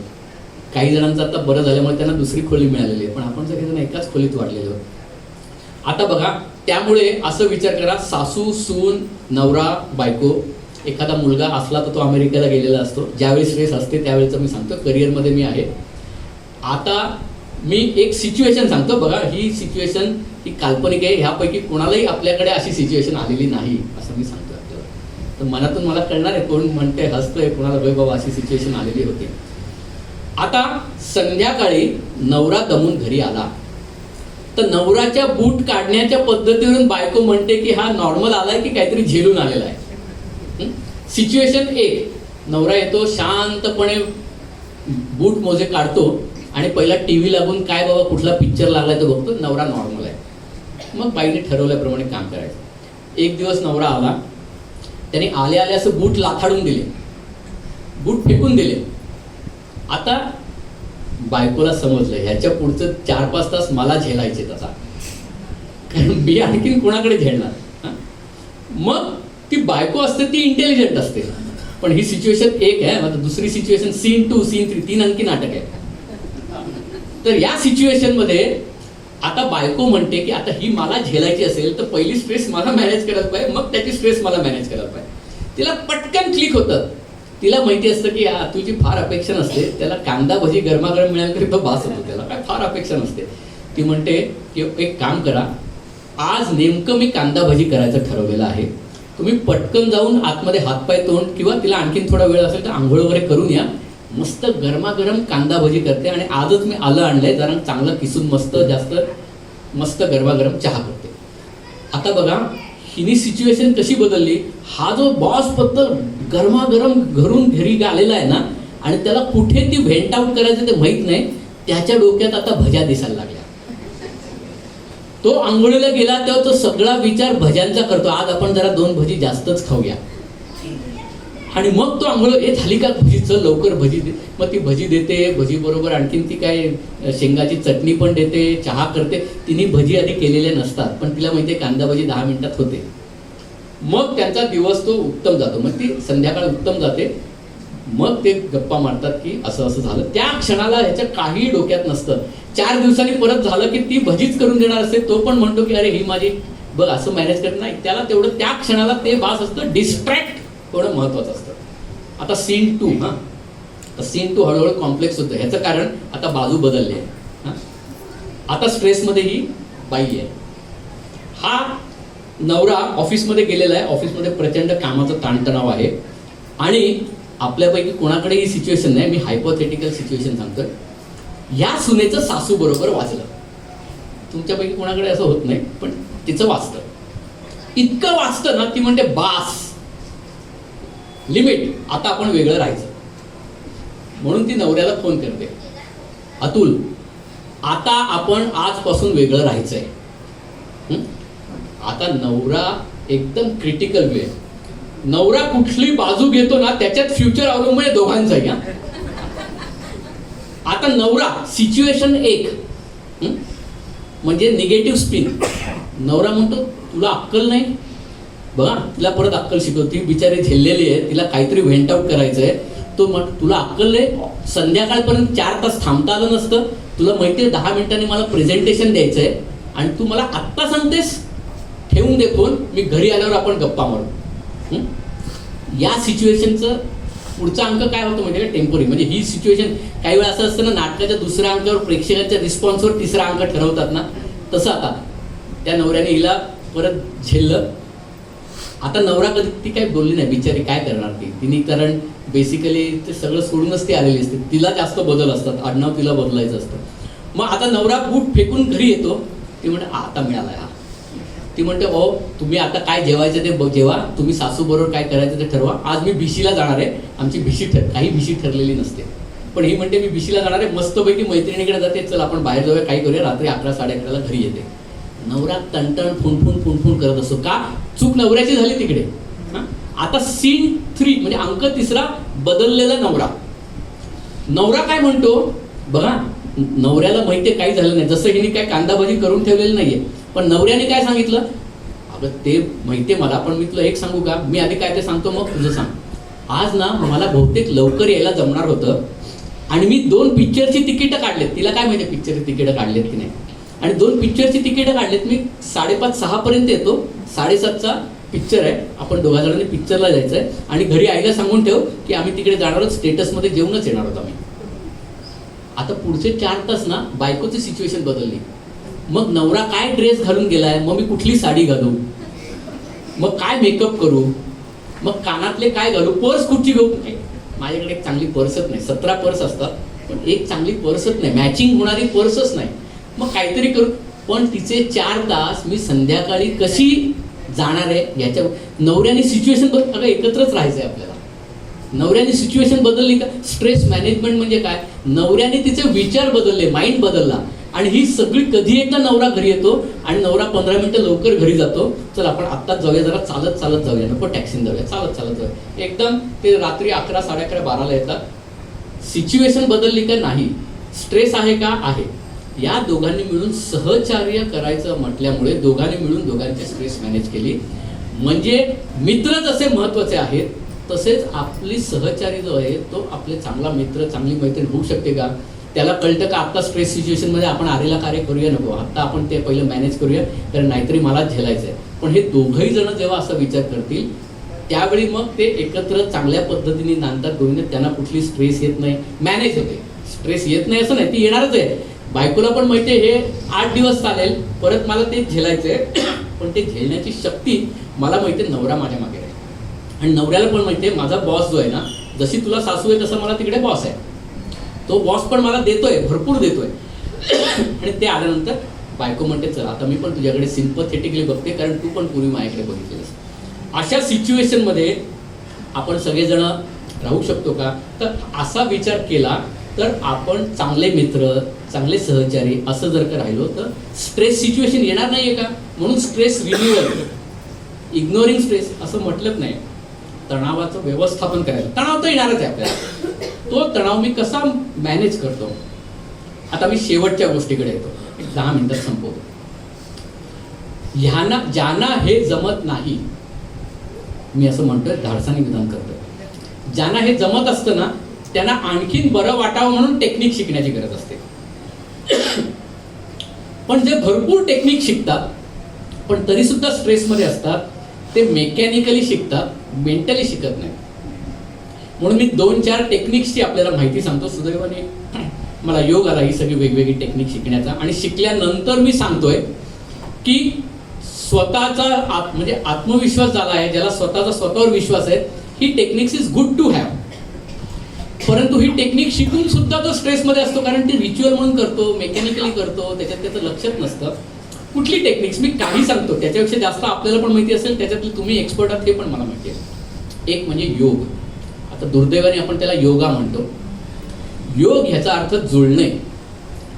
आपण आपल्या स्पिरिच्युअलिटीशी जेव्हा जुळतो, एकसंध होतो, म्हणजे एनर्जी आपण लेवल जेव्हा अनलिमिटेड एनर्जी जेव्हा आपण मिळवायला लागतो त्याला योग म्हणतात. हे ज्याला जुळतं मग ते शारीरिक पण योग असतात, मानसिक बौद्धिक पण असतात. मग योग करण्यामुळे माझं तणाव, मला हे सगळं जमत नाही, मला मित्र नाहीत, मला बायकोकडून त्रास आहे, मला अमुक त्रास आहे, की बायको म्हणते नवऱ्याकडून त्रास आहे, सगळं आहे. मग काय करू शकतो बाबा? एक मनापासून तू योग तरी करायला लाग. मग स्ट्रेस मॅनेजमेंट करण्याकरता बाकी काही नाही. मी आता योगासनं करायला सुरुवात केली.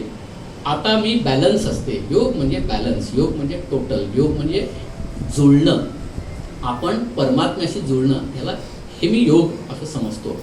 आणि म्हणून मग काय मोदीजींना स्ट्रेस नसेल का? आपल्यापेक्षा किती पट असा फक्त विचार करायचा. परंतु ते जर का मॅनेज करू शकतात तर आपण मॅनेज करू शकतो का? तर योगामध्ये प्रचंड ताकद आहे. मी दुसरं आपल्याला सांगतो, आपल्यापैकी बरेच जण शिकले असतील, ब्रह्मविद्या. म्हणजे श्वसनावर कंट्रोल, फिजिकल ऍक्टिव्हिटीज करत असताना तो श्वसनावर कंट्रोल होतो, तो ब्रह्मविद्या. म्हणजे सुदैवाने मी सगळे कोर्स केले असल्यामुळे. पण एक इंटरेस्टिंग कोर्स मी केला, त्याचं एक लेक्चर आपल्या इकडे झालेलं होतं, ओंकार थेरपीचं एक इंट्रोडक्टरी सेशन. मला ते 7 दिवस पूर्ण नगरला जे करंदीकर म्हणून डॉक्टर होते त्यांच्याकडे जाऊन स्वतः शिकण्याचा मला योग आला. आपण बघा, म्हणजे हे मी टेक्निक का सांगतो, कारण हे भन्नाट टेक्निक मला शिकायला मिळालं आणि ते जबरदस्तच आहे. आपल्याला कुठलाही आजार झाला तर आपण काय म्हणतो माहिती, इंग्रजीमध्ये शब्द डिसईज म्हणतो. म्हणजे आपली ईज जाते. लिव्हरची ईज गेली तर लिव्हरचा डिसईज झाला, हार्टची ईज गेली तर हार्ट डिसीज झाला, म्हणजे ईज जाते. मग शास्त्र असं सांगतं की प्रत्येक गोष्टीला एक नॅचरल फ्रिक्वेन्सी असते. म्हणजे आपला ब्रिज असतो ना, त्या ब्रिजला पण एक नॅचरल फ्रिक्वेन्सी असते. इंग्लंडमध्ये असं घडलेलं होतं की मिलिटरीची परेड गेली आणि 2 जेव्हा प्लॅटून्स गेल्या, त्यांचं 1-2 एक्झॅक्ट मॅच झालं, तेव्हा त्यांचा रेझोनन्स, त्यांचा इम्पिडन्स मॅच झाला. ते फिजिक्समधले त्यांना कळेल. आणि ती नॅचरल फ्रिक्वेन्सी तीच त्या ब्रिजची होती, त्यामुळे ब्रिज व्हायब्रेट झाला आणि ब्रिज पडला. म्हणून ज्यांना हे माहिती आहे ते आता काय करतात, एक प्लॅटून 1-2 करत असेल तर दुसरी 2-1 करायला लागते, त्याच्यामध्ये डिस्रप्शन आणतात आणि त्यामुळे ती फ्रिक्वेन्सी रेझोनेट होणार नाही असं बघतात. सांगायची गोष्ट अशी की प्रत्येक गोष्टीला एक नॅचरल फ्रिक्वेन्सी असते. ही नॅचरल फ्रिक्वेन्सी आपण, म्हणजे व्हायब्रेशन्स आहेत, ही व्हायब्रेशन्स आपण जनरेट करू शकलो तर आपण ती डिस घालून ती ईज आपण परत आणू शकू का? ह्याच्याकरता हे करंदीकरांनी 64 प्रकारचे ओंकार काढलेले होते. आणि ते MD फिजिशियन होते, म्हणजे असे कोणी आपण म्हणतो बंधू होते असं नाही. ते पहिल्यांदा बोलवायचे, ते आपला पहिला मेडिकल रिपोर्ट घ्यायचे. बघा, तुम्हाला डायबिटीज दिसतोय, तुम्हाला अमुक दिसतंय, तुम्हाला तुमचं हिमोग्लोबिन कमी आहे, चला. मग ते थेरपी काय तर ओंकार थेरपी. मग हा ओंकार 3दा करा, हा ओंकार 2दा करा, हा ओंकार 1दा करा, असं 15 मिनिटाची सायकल आठवड्यातून 2, म्हणजे रोज 2दा करा. तुमची डिसईज निघून जाईल. 5 दिवसाचं ते डेमो द्यायचे. एक कॉमन थेरपी असायची, एक स्पेशलाइज थेरपी असायची तुमच्या आजाराप्रमाणे, आणि नंतर ते सिंग इज बिलिव्हिंग. आता 5 दिवसांचा रिपोर्ट बघा, त्यात इम्प्रूव्हमेंट आहे का? मग हे करत राहा. म्हणजे रिदमनी आपण ईज आणू शकू का? ओंकार ह्याच्यामध्ये जबरदस्त व्हायब्रेशन्स आहे. ही व्हायब्रेशन्स आपल्या बॉडीला समस्थितीत आणण्याकरता, मनाला, मग आता त्याचे टेक्निक्समध्ये मग भ्रामरी ओंकार, अमुक ओंकार भरपूर आहे, त्याच्यात बोलायला. पण या ओंकार थेरपीमुळे आपण आपली डिसीज घालवू शकतो का, मेंटल आणि फिजिकल. मग त्याच्याकरता ही ओंकार थेरपी आहे. आणि चौथी ज्याच्यामध्ये मी शिकलो, एक गंमत म्हणून मी सांगतो, मी सर्टिफाईड हिप्नोटिस्ट असं त्यात लिहिलंच आहे. आपल्याला वाटतं की अतुल एवढा वाईट असेल असं वाटलं नव्हतं. हा सर्टिफाईड हिप्नोटिस्ट पण आहे. प्रयोग म्हणून मी सावरकर स्मारक जे आहे ना, म्हणजे दादरचं, त्याच्यात 600 जण बसलेली होती, खेचाखेच गर्दी होती. मी अख्खं थिएटर प्रयोग म्हणून सगळं हिप्नोटाईज केलेलं आहे, फक्त बघण्याकरता की काय आपण करू शकतो का. आमच्या बिल्डिंग, मी गोरेगाव कल्याणमध्ये राहतो, मी एक प्रयोग केलेला आहे की साधारणपणे एक 60 किलो वजनाचा मुलगा असा झोपला, ही खुर्ची आहे ना, फक्त पाय त्याचे खुर्चीवर होते आणि खांद्यापासून डोकं खुर्चीवर होतं, बाकी सगळं अधांतरी होतं. आणि त्याच्यावर तेवढ्याच वजनाचा माणूस उभा राहिला. हे तर मी प्रयोग करून दाखवला, ते गोरेगाव कल्याणमध्ये होते, ज्यांनी बघितलं असेल त्यांना माहिती असेल. आणि नंतर त्याला सांगितलं खाली जा, खाली जा, तर तो पूर्ण इथे काही त्याला सपोर्ट नव्हता, अख्खं शरीर. तो खाली जा म्हटल्यानंतर पाय आणि तसंच तो थोडासा खाली गेला. आता सरळ हो म्हटल्यावर अगेन्स्ट ग्रॅव्हिटी तो सरळ पण झाला. आता हे कसं जमलं, तर आपल्या मनामध्ये प्रचंड एनर्जी, प्रचंड एनर्जी, आपण ती काढू शकतो का. उदाहरण सांगतो मी. बेस्ट हिप्नोथेरपीचं उदाहरण आहे बाजी प्रभू देशपांडे. तुम्ही गणित टाका, 300 दमलेले लोक आणि 3000 घोड्यावर येणारे लोक, काय फार मरणार माहिती होतं ना, पळून तर जायचं नाही. वेळ काढणं आणि मरायची तयारी ठेवणं, असं जर का सगळ्यात माणूस मरायला घाबरतो ना, मग हा मरायला तयार झाला म्हणजे हा सेल्फ हिप्नोटाईज झालेला होता असं मी समजतो. म्हणजे अल्टिमेट ट्रान्स जो आहे ना, आपण हिप्नोथेरपी म्हणजे टीव्ही सिरियल प्रमाणे कोणतरी केला आणि मग तो खाडकन पडला, हे सगळे गमतीचे प्रकार आहेत. मी सायंटिफिक हिप्नोथेरपी सांगले, आपण जेवढं आपलं मन स्ट्रॉंग आहे तेवढं आपण हिप्नोटाईज होऊ शकतो. आपलं मन स्ट्रॉंग नसेल तर आपण हिप्नोटाईज होत नाही. मग आपण म्हणतो अरे मग ते बाहेर गेलं, तिच्याकडून ते सोनं घेतलं, ते काय, मग ते काहीतरी तो क्लोरोफॉर्म दिलेला असतो, नाही तर काहीतरी दिलेलं असतं. ते म्हणजे शास्त्रशुद्ध हिप्नोथेरपी ती नाही. पण आपल्याकडे पॉवर किती आहे, आपण अशी पण उदाहरण करतो की एक अतिशय बावळट वाटणारी बाई होती, तिचं मंगळसूत्र खेचायला लागलं तर तिने त्या 2 जे चोर आलेले होते त्यांना इतका जोरात ठोसा दिला की ते हडबडले. त्याने ते मंगळसूत्र तिकडेच टाकलं, ते पळून गेले. नंतर या बाईला विचारलं काय झालं मला माहितीच नाही. अगं तू त्या 2 जणांना मारलंस, तुला माहितीये का. मी मारणं शक्य तुला वाटतं का, मी बघ. मग आता ही शक्ती कुठून आली तिला, ती मनातली शक्ती आहे. मग जेव्हा मला असं वाटतंय की मी माझं शारीरिक आणि मानसिक आलेले ताण मला आता समजले, ते मी कुठल्या टेक्निकने घालवू शकतो का, तर माझ्या मनोबलाच्या जोरावर मी हे ताण तणाव जे आहेत हे ताण तणाव घालवू शकतो का. तर माझं मनोबल प्रचंड आहे, देवाने आपल्याला भरपूर दिलं. आणि म्हणून मी सांगतो, आपलं मनोबल जर का असेल तर ही टेक्निक्स शिकण्याची गरज आहे का, तर खरं म्हणजे ही टेक्निक शिकण्याची गरज नाही. पण मग आपल्याला कधी कधी आपलीच विस्मृती होते, आपलाच हनुमान होतो, मीच उडू शकेन असं मला माहित नाही. त्याच्याकरता ही टेक्निक्स असतात. आणि त्यामुळे या सगळ्याचा विचार केला तर आपण आपलं आयुष्य आणखीन चांगल्या पद्धतीने जगू शकतो. आपण जेवढे करिअर करू तेवढा आपला तणाव वाढणार आहे. आपण जेवढे पुढे पुढे जाऊ तेवढे आपल्याला ताण वाढणार आहे. हे ताणात बदल होणार आहेत.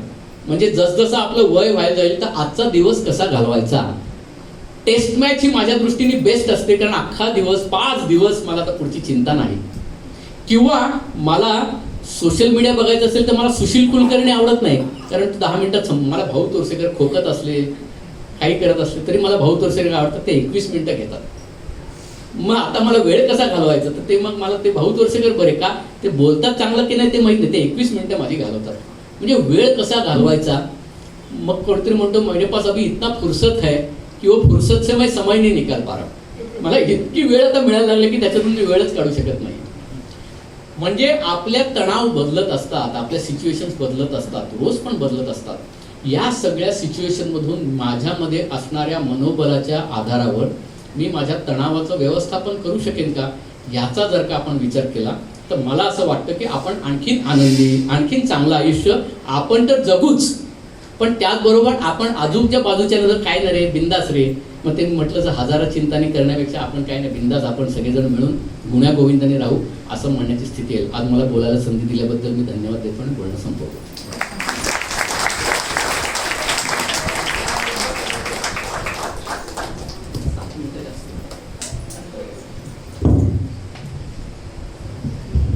7 मिनिटं जास्त झाली असं ते म्हणतात, पण नाही, कुठे ताण बीड त्याचा घेतलेलं नाही. किती मिनिटं आपण बोलतोय, किती ऐकतोय. खरं तर हे सगळं येऊन आपल्या मनाशी थांबतं असं लक्षात येतं. त्यामुळे मनोबल ज्याचं कणखर, ज्याचं सुदृढ, ज्याचं मन सुदृढ, त्याचं सगळंच आयुष्य सुदृढ असं म्हणायला हवं. त्यामुळे अनेक टेक्निक्स, रोज बदलणारे ताण, प्रत्येक माणसागणिक बदलणारे ताण, वयानुरूप बदलणारे ताण, कामाच्या स्वरूपावरून बदलणारे, किती प्रकारे हा सगळा प्रवास आपल्यासमोर तरी उलगडलाय. व्याख्यान कसं द्यावं याचं सुद्धा एक व्यवस्थापन आहे, मॅनेजमेंट आहे. त्यात सुद्धा कसं मांडणी कशी करायला हवी, आणि मग ते 70% तो सगळा विषय लक्षात घेऊन 30% पुरतात त्याची सोल्युशन सांगायला. खूप सुंदर. म्हणजे खरोखरच यातली ही जी सगळी टेक्निक्स आहेत ती प्रत्येकाला कुठे ना कुठेतरी आपण रिलेट करत होतो. अरे हो, हे सगळं माझ्या बाबतीत असं होत होतं. प्रत्येकाचं परिस्थिती वेगळी असेल, पण आपण नक्कीच त्याच्यातनं गेलेलो असतो. चला, छान. म्हणजे या सगळ्याचा उपयोग करून आपण उद्यापासून नाही, आत्तापासनं आनंदी, सुदृढ, निरोगी, मानसिक ताण-तणाव रहित असं आयुष्य जगूया. आपल्या बरोबरच आपलं कुटुंब आणि एकूणच जिथे आपण वावरतो, ज्या कामासाठी वावरतो, ज्या मित्रमंडळींसोबत वावरतो, तिथेही आनंदी राहूया अशी इच्छा व्यक्त करते. आणि आजचा कार्यक्रम संपला असं धन्यवाद.